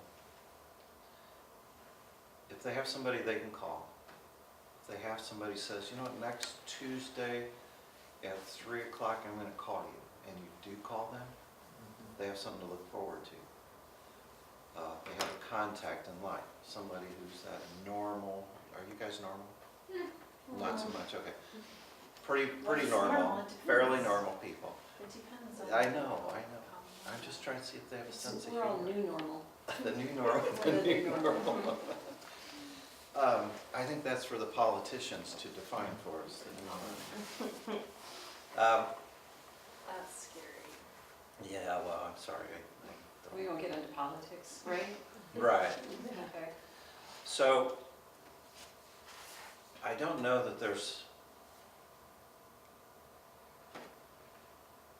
I think it's worthwhile to think about what's my response going to be if somebody seems that they're at that point. And I think to ask the question, are you thinking about killing yourself, is what you ask. And It's a hard question to ask. oh, it's a weird one to ask. It's very weird, but we ask it a lot where we are because we ask it on the phone, we ask it in text and emails to people, because people email us, they walk in the door crying.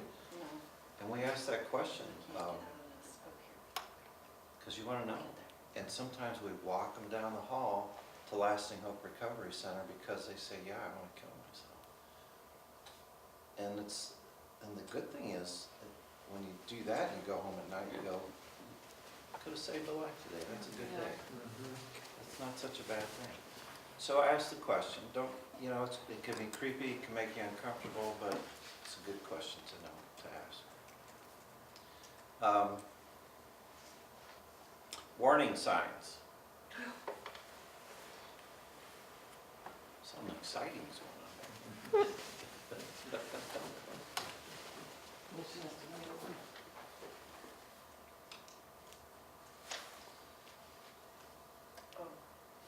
So try either one. And you should be able to get in.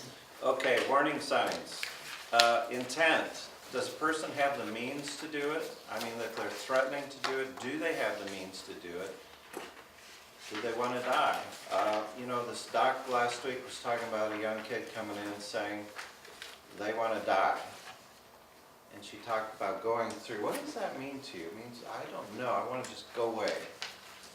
And she goes, wasn't really a real threat. There wasn't any way I'm going to do it.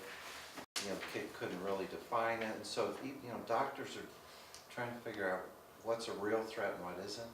I think for us, I take most everything as a real threat. And because I'm not going to trust my gut in some of those circumstances. It's like, you say you're going to hurt yourself, I need to do this. And I'll make the call.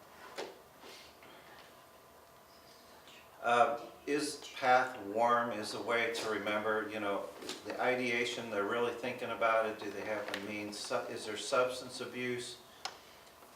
Almost, you know, I have to say, I guess at this point in my life, in my experience, I think that almost everybody's using, if they have mental illness, also have a chemical issue of some sort, that they over or add to their medication through the use of alcohol or some other drugs. It's just not, it's so common in my experience. And it makes it very, very difficult to have any sort of, you can't, you know, I used to call it emotional drunks, when people are so upset they can't talk because has anyone ever talked to a drunk person? You've seen this on TV? Yeah, thank you. It makes no sense until they sober up. But if you're emotionally upset, and it's kind of what I call an emotional drunk, there's no talking to them either. I mean, if you add alcohol to a situation that's already bad, it only gets worse.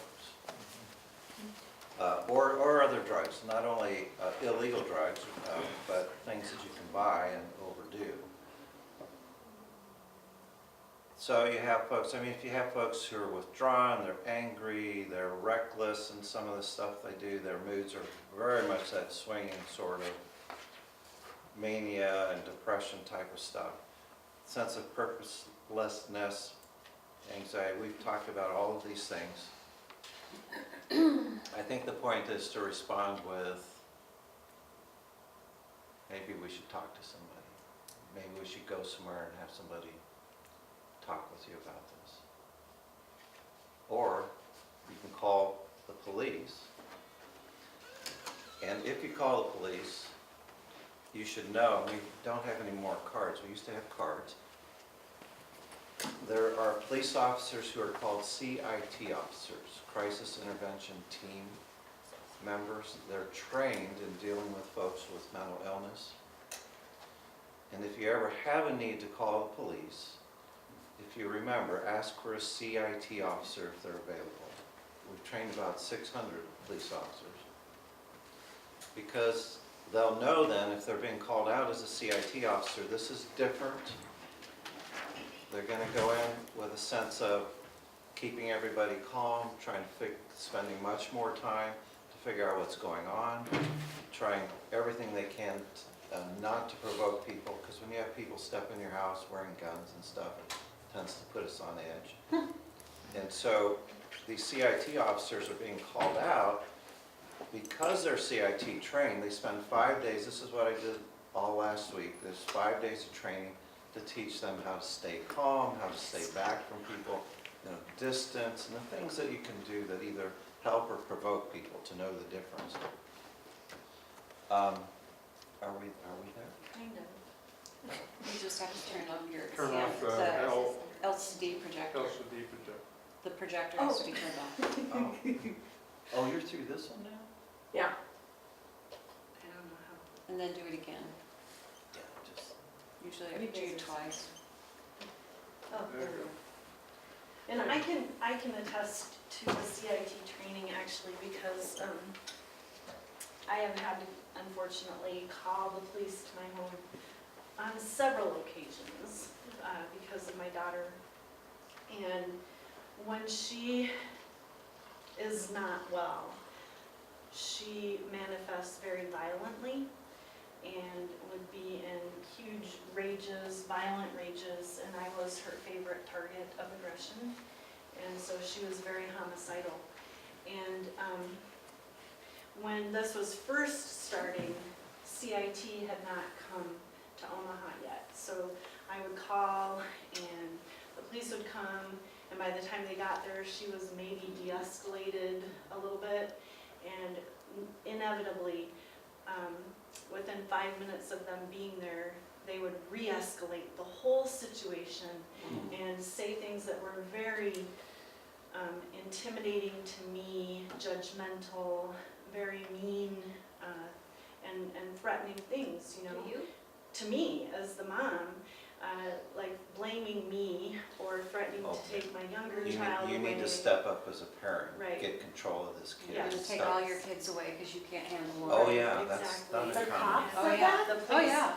Yeah. And one time, Not that I know. one of the police officers asked me like what kind of medication she was on, and I told her, and she said that's the wrong medication, that's used for this instead of that, and she's a police woman, not a psychiatrist, you know?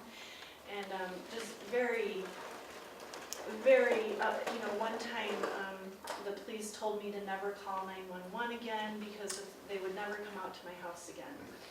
Basically because that particular time I wouldn't let them take her because I felt like they were treating her worse than the whole situation at home was, that it was worse for them to actually take her than, they were not being helpful. And then I've had experiences after CIT training where I've been able to call and ask for a CIT officer, and they usually come out in pairs, and then it's much better that, well, they came out in pairs before, I shouldn't say that. But one person is designated just to focus on, like me or my son or whomever, not the person with the crisis happening, but the other people there. And then one is specifically designated to try to de-escalate the person that's in crisis. And that works a lot better, actually, and they've learned the de-escalation techniques, and they've been informed better about what these mental health diagnoses are and what the manifestations look like, and that makes a huge difference. They're not treating everything like a domestic violence situation or, a domestic dispute or whatever, when that's not what it is. There's a mental health crisis happening, so it can, and that's happened too. One time my daughter was at her psychiatrist's office for an appointment and went off in the psychiatrist's office. The psychiatrist called the police and asked for a CIT officer. And so in the parking lot of the psychiatrist's office, we're having this whole, scene, if you will. And ultimately, she actually did not end up going to the hospital that particular day. And if it had not been CIT officers, my bet is she would have, no matter what, been hospitalized. Yeah, they say a lot of mean and rude things to kids too, it's amazing. And to the But- families, the day that my daughter literally chased me around the block with a knife threatening to kill me, and passersby pulled over to see how they could assist me. And it took the police, once they came, these were not trained officers, it took 4 police officers to tackle her and cuff her and get her in the car and take her up to Emmanuel. And after we waited for about 6 hours before they finally triaged her, the psych nurse came to me and said, we're not admitting her, she's fine now, you just need to learn how to better parent your daughter, and send her home with me in the car. So there are definitely some challenges within our system of professionals too, who clearly don't always get it, even though you think they should. Yeah, really- and I might have diverged a little bit, sorry. And in regards to the officers, they volunteer to go to this 5 days of training. And there've been just a little over 600 of them trained at this point. Not all from Douglas County, some out around surrounding counties. But that's an amazing statement. And they'll come and say, we should have had this years ago. We deal with this all the time. So, are you getting to this? Yeah, actually, you can take over this part if you want. That was- Oh, You well, have this- to point it up at the little teeny thing way up on the corner up there. Okay. See it? Oh, yeah, See it? I do. Yeah, Uh, that is the activator, so Oh, that okay. should work, All right. and you'll see it if it'll go blank. There you go. We want Terry's story. This is just, not just, this is a person's story about her attempting suicide, and it's good to hear a personal story. And we'll just go through it. And I'll sit back here so I can see it. Let me try another. There it is. I think Is that's the it. volume gonna be okay, Mommy? There are ways to adjust it. Okay. That tool is not the best. Wait, Oh, that might be okay. Let me know. That's good. There's a lot of things that happen in your life that you can't choose. There's losses, there's abuse, there's traumas, there's all sorts of things that happen in your life that you have no choice over. But the one thing that can never be taken away from you is your ability to choose how to respond.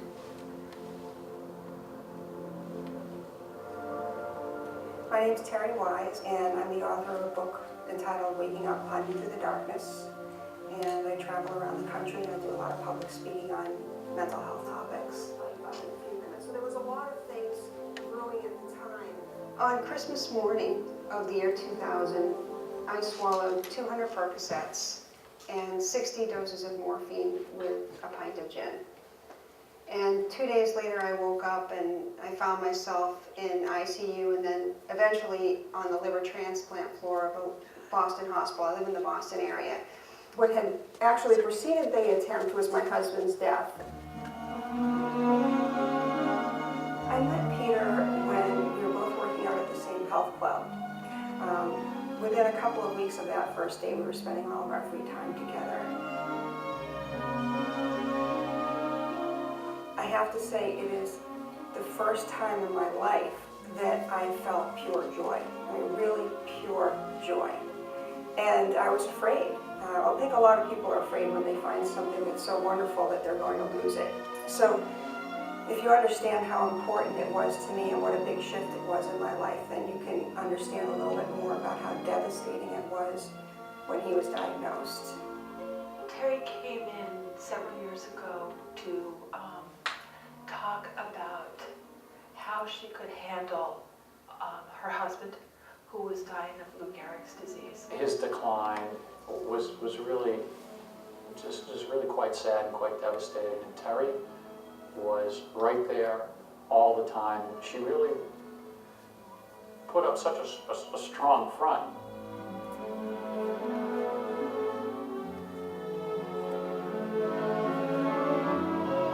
In the first year following his death, I was in a very self-destructive mode. And I was drinking more alcohol, I was taking painkillers, I wasn't focusing on eating well, I wasn't focusing on sleeping well, and I was suicidal. Life became like an endurance test, and that's really how it felt. It felt like life was an endurance test for me. and making it to the next day and to the next was truly, it was just a fight for survival.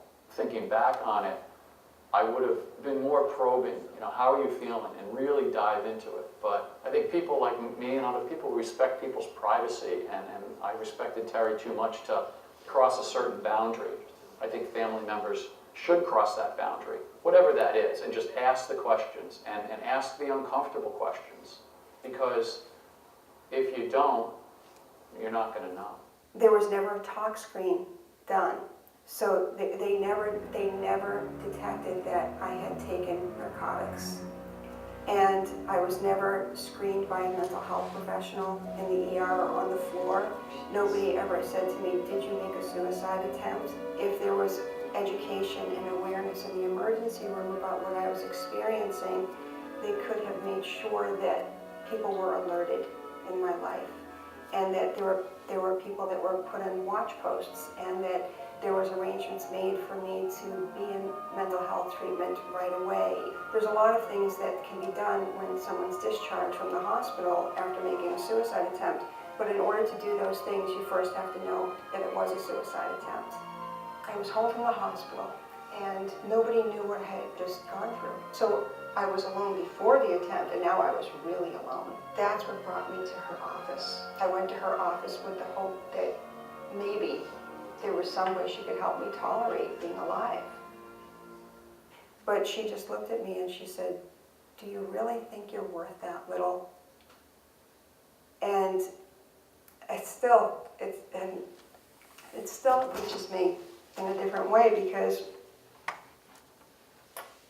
when you get to that point, you feel so worthless. And, excuse me, to have someone believe in you that much. I think the key thing was not something specific I said, but the fact that I truly respected her and truly trusted her. And that sounds kind of funny given what she did, but I truly believed that together we could do the work and she could get better. One of the things that I learned when I was in treatment with Dr. Glazer was the impact that my death would have had on other people. We went through each relationship that I have, one by one, and we discussed specifically how would that person be told, and who would tell them, and would they be told the truth, and would someone lie to them, and what would their life be like without me? And I realized during this process that I was of value to a lot of people. To me, good therapy is like emotional archaeology. You pick something up and you dust it off, and you take a closer look at it, then you dig deeper and you find something else and you dust it off. It's a process, and it unfolds over time. Initially, our work together was to keep me alive and to make some significant immediate changes so that I could remain alive. And one of those changes was to stop drinking alcohol and taking painkillers, and to make a commitment to therapy.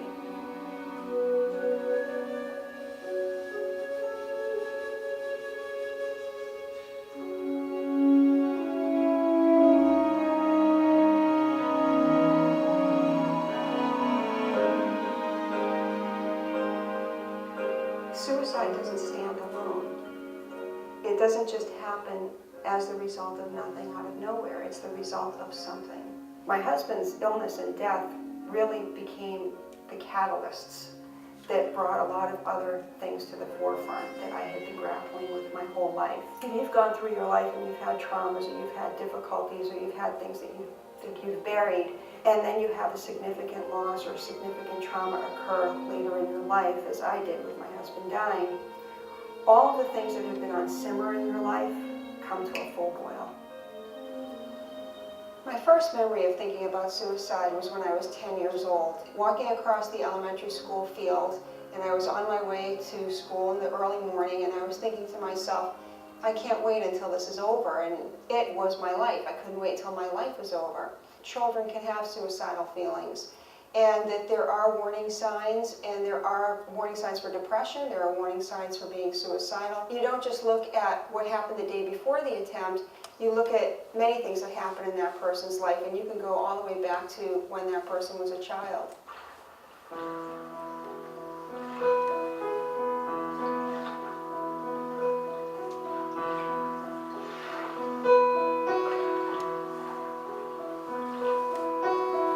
Suicide for me had become almost like a coping mechanism. And I learned in therapy that death wasn't the only way to end my pain. There were other ways to end my pain besides death.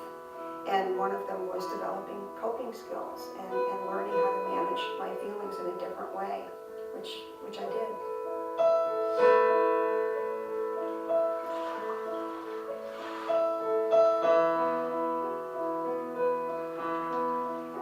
And that was really the first step, is to go from feeling that life is an endurance test to being able to tolerate being alive. And then you hope that the unendurable becomes bearable. Then you hope the bearable becomes manageable. Then you hope the manageable becomes pleasurable. And so it's a process, but it evolved over time. The most crucial component to my therapy was compassion. That was number one. That was the most important to me. Feeling genuinely cared about made all the difference in the world to me. We had to be able to bridge the gap between sessions. And I told her, why don't you write? Sometimes that can be very helpful. And it worked with her. The reason that I first started writing was because Dr. Glazer suggested it to me. And that weekend, I took my laptop and I went down to the bookstore. I didn't know what I was going to write about, but I opened up my laptop and I started thinking about, what I'd experienced, and I started to write. And I found within minutes, hours, that my fingers couldn't move fast enough for my thoughts.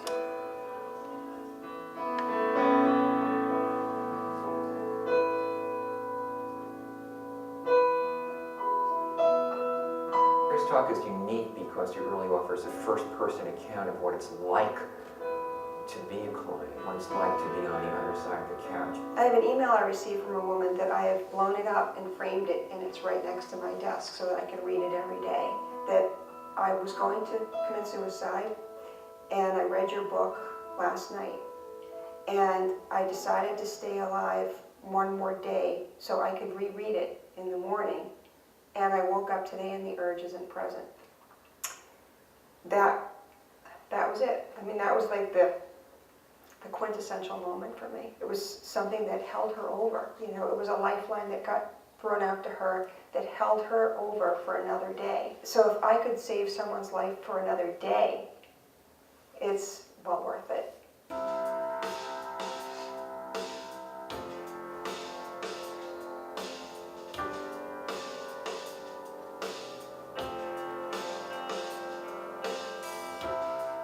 If I was to sum up my life today, the word that I would use to describe it is fulfilling. I live a very enriched life because of the work that I get to do and because of the people I get to be involved with. There's one thing that everybody can do, and that is that they can always reach out for help. There's always somebody there that will offer support. And ideally, it would be nice if we could all have our own individual therapists with unlimited mental health benefits. But that isn't really the reality for a lot of people. But that's why I try to inform people that there are organizations like the National Suicide Prevention Lifeline. You can call 24 hours a day, 7 days a week, and find support there. There are support groups that are free of charge that will allow you to come and offer you support. And many of those support groups are run by mental health professionals as well. So there are always alternative ways to find support.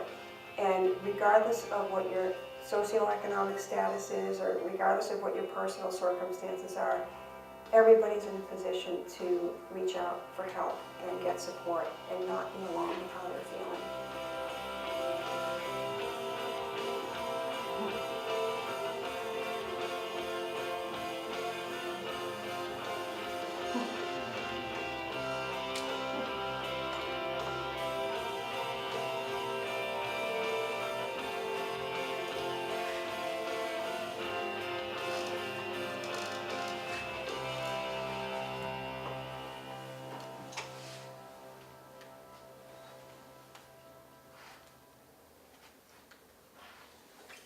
Compassion. It's probably the word of the night. I think we're about out of time. Yeah. Any thoughts about that? It's good. It was good to hear. It's very, it's very, it's very good. Very hopeful, Yeah. Mhm. Yeah. for sure. You know, and I guess losing her spouse, but then she talked about a history of thinking about this since she was young. Mhm. But then that trigger happened and she attempted that. She was lucky someone found her. Oh my goodness, yeah. In front of you, there are a couple sheets, orange and green, or I can't remember what they printed them on. But we have, I just want to mention orange and yellow. We have a couple programs. One is called Connection, and that is for individuals who live with a mental illness. It's a support group for them. It's run a lot like AA. It's run by other folks who live with a mental illness, not therapists or anybody like that. But individuals with life experience, and they come together and share what works for them, what their challenges are, and get support from other people. Those are free groups. The other talks about family to family, and I believe family support meetings. Those are for family members who are helping taking care of and walking with people who live with mental illness in their lives, to help them understand more about mental illness. And in family to family, it's a 12-week educational program, and then family support groups are just where they get together and talk about, here's what happened, who's lived through this, how did you handle it, how do you deal with it? And again, those are free meetings for anybody who needs them. Most of, from what I hear from people that have gone through like the family to family classes, it can be life-changing for them. Yeah. Just to have that information and explanation that they didn't have before, and then to find ways to learn to live with it, makes a world of difference. And then to also not feel alone, like you're the only one, and to make those connections with other people that get it, is huge. There's some irony in the fact that people can go through a 12-week program, 2.5 hours a week, and they get to the end of it and say, you know, nothing has changed, but now I get it. And there's so much relief in that they just go, I wish I'd done this a long time ago. Again, we hear that a lot. But then you go, well, nothing's changed, but you get it, so life is better that way, I guess, so. And I apologize, I think I picked up the wrong envelope. And I meant to bring, we know that we don't have what everybody needs, and we turn to a lot of other agencies ourselves. And I meant to bring those other resources, I'll bring them so they can be passed out. Like, are we doing something else? So I'll give them to Molly, she'll get them to you. And if you need them. That way you'll be more familiar about what's available in the Omaha community. And I think, does that include other churches, faith-based? No, actually it doesn't. I mean, there are things like divorce care, which I went through. Great program. Grief share at some churches. Some churches have counseling centers, and those are great if people want to stay in the faith community for finding service. Other places, there's Safe Harbor, which is a place somebody can go for, it's an odd thing, 23 hours because of the way it's licensed. But just for support and for people so that they don't do something they didn't intend to do, or it may keep them out of the hospital, because people just help talk them through and find a place of calm. And most everybody goes back home after they've been there because they've done what they meant to do, which is keep them out of the hospital and keep them from escalating. So, but there are all kinds of services. But I do want to say I'm on a group. There was a major study done of mental health services in Nebraska, and it's not complimentary at all. If you need service, if you needed an emergency appointment with a psychiatrist in Omaha today, it'd take you a couple weeks for your emergency to get you in there, unless you go to an ER room or something. But yeah, we're working on it. So very much. So I really appreciate the conversation, and that you're here giving your time and I think in some way paying it forward. And I know it's too simple to think that just being there can make a difference, but it does. And sometimes that's all you have to do is show up and have some compassion for how lousy life can be on certain days. And know that's why Christ is in our lives. So thank you for your time. Thank you. Thank you very much. Just one quick, very small prayer. Yes.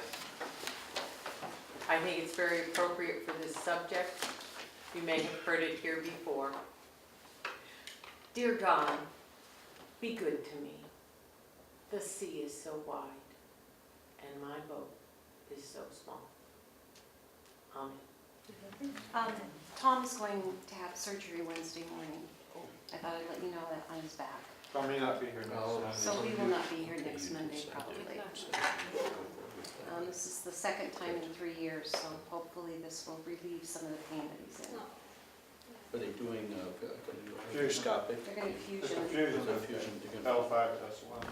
So there's, well, he definitely won't be here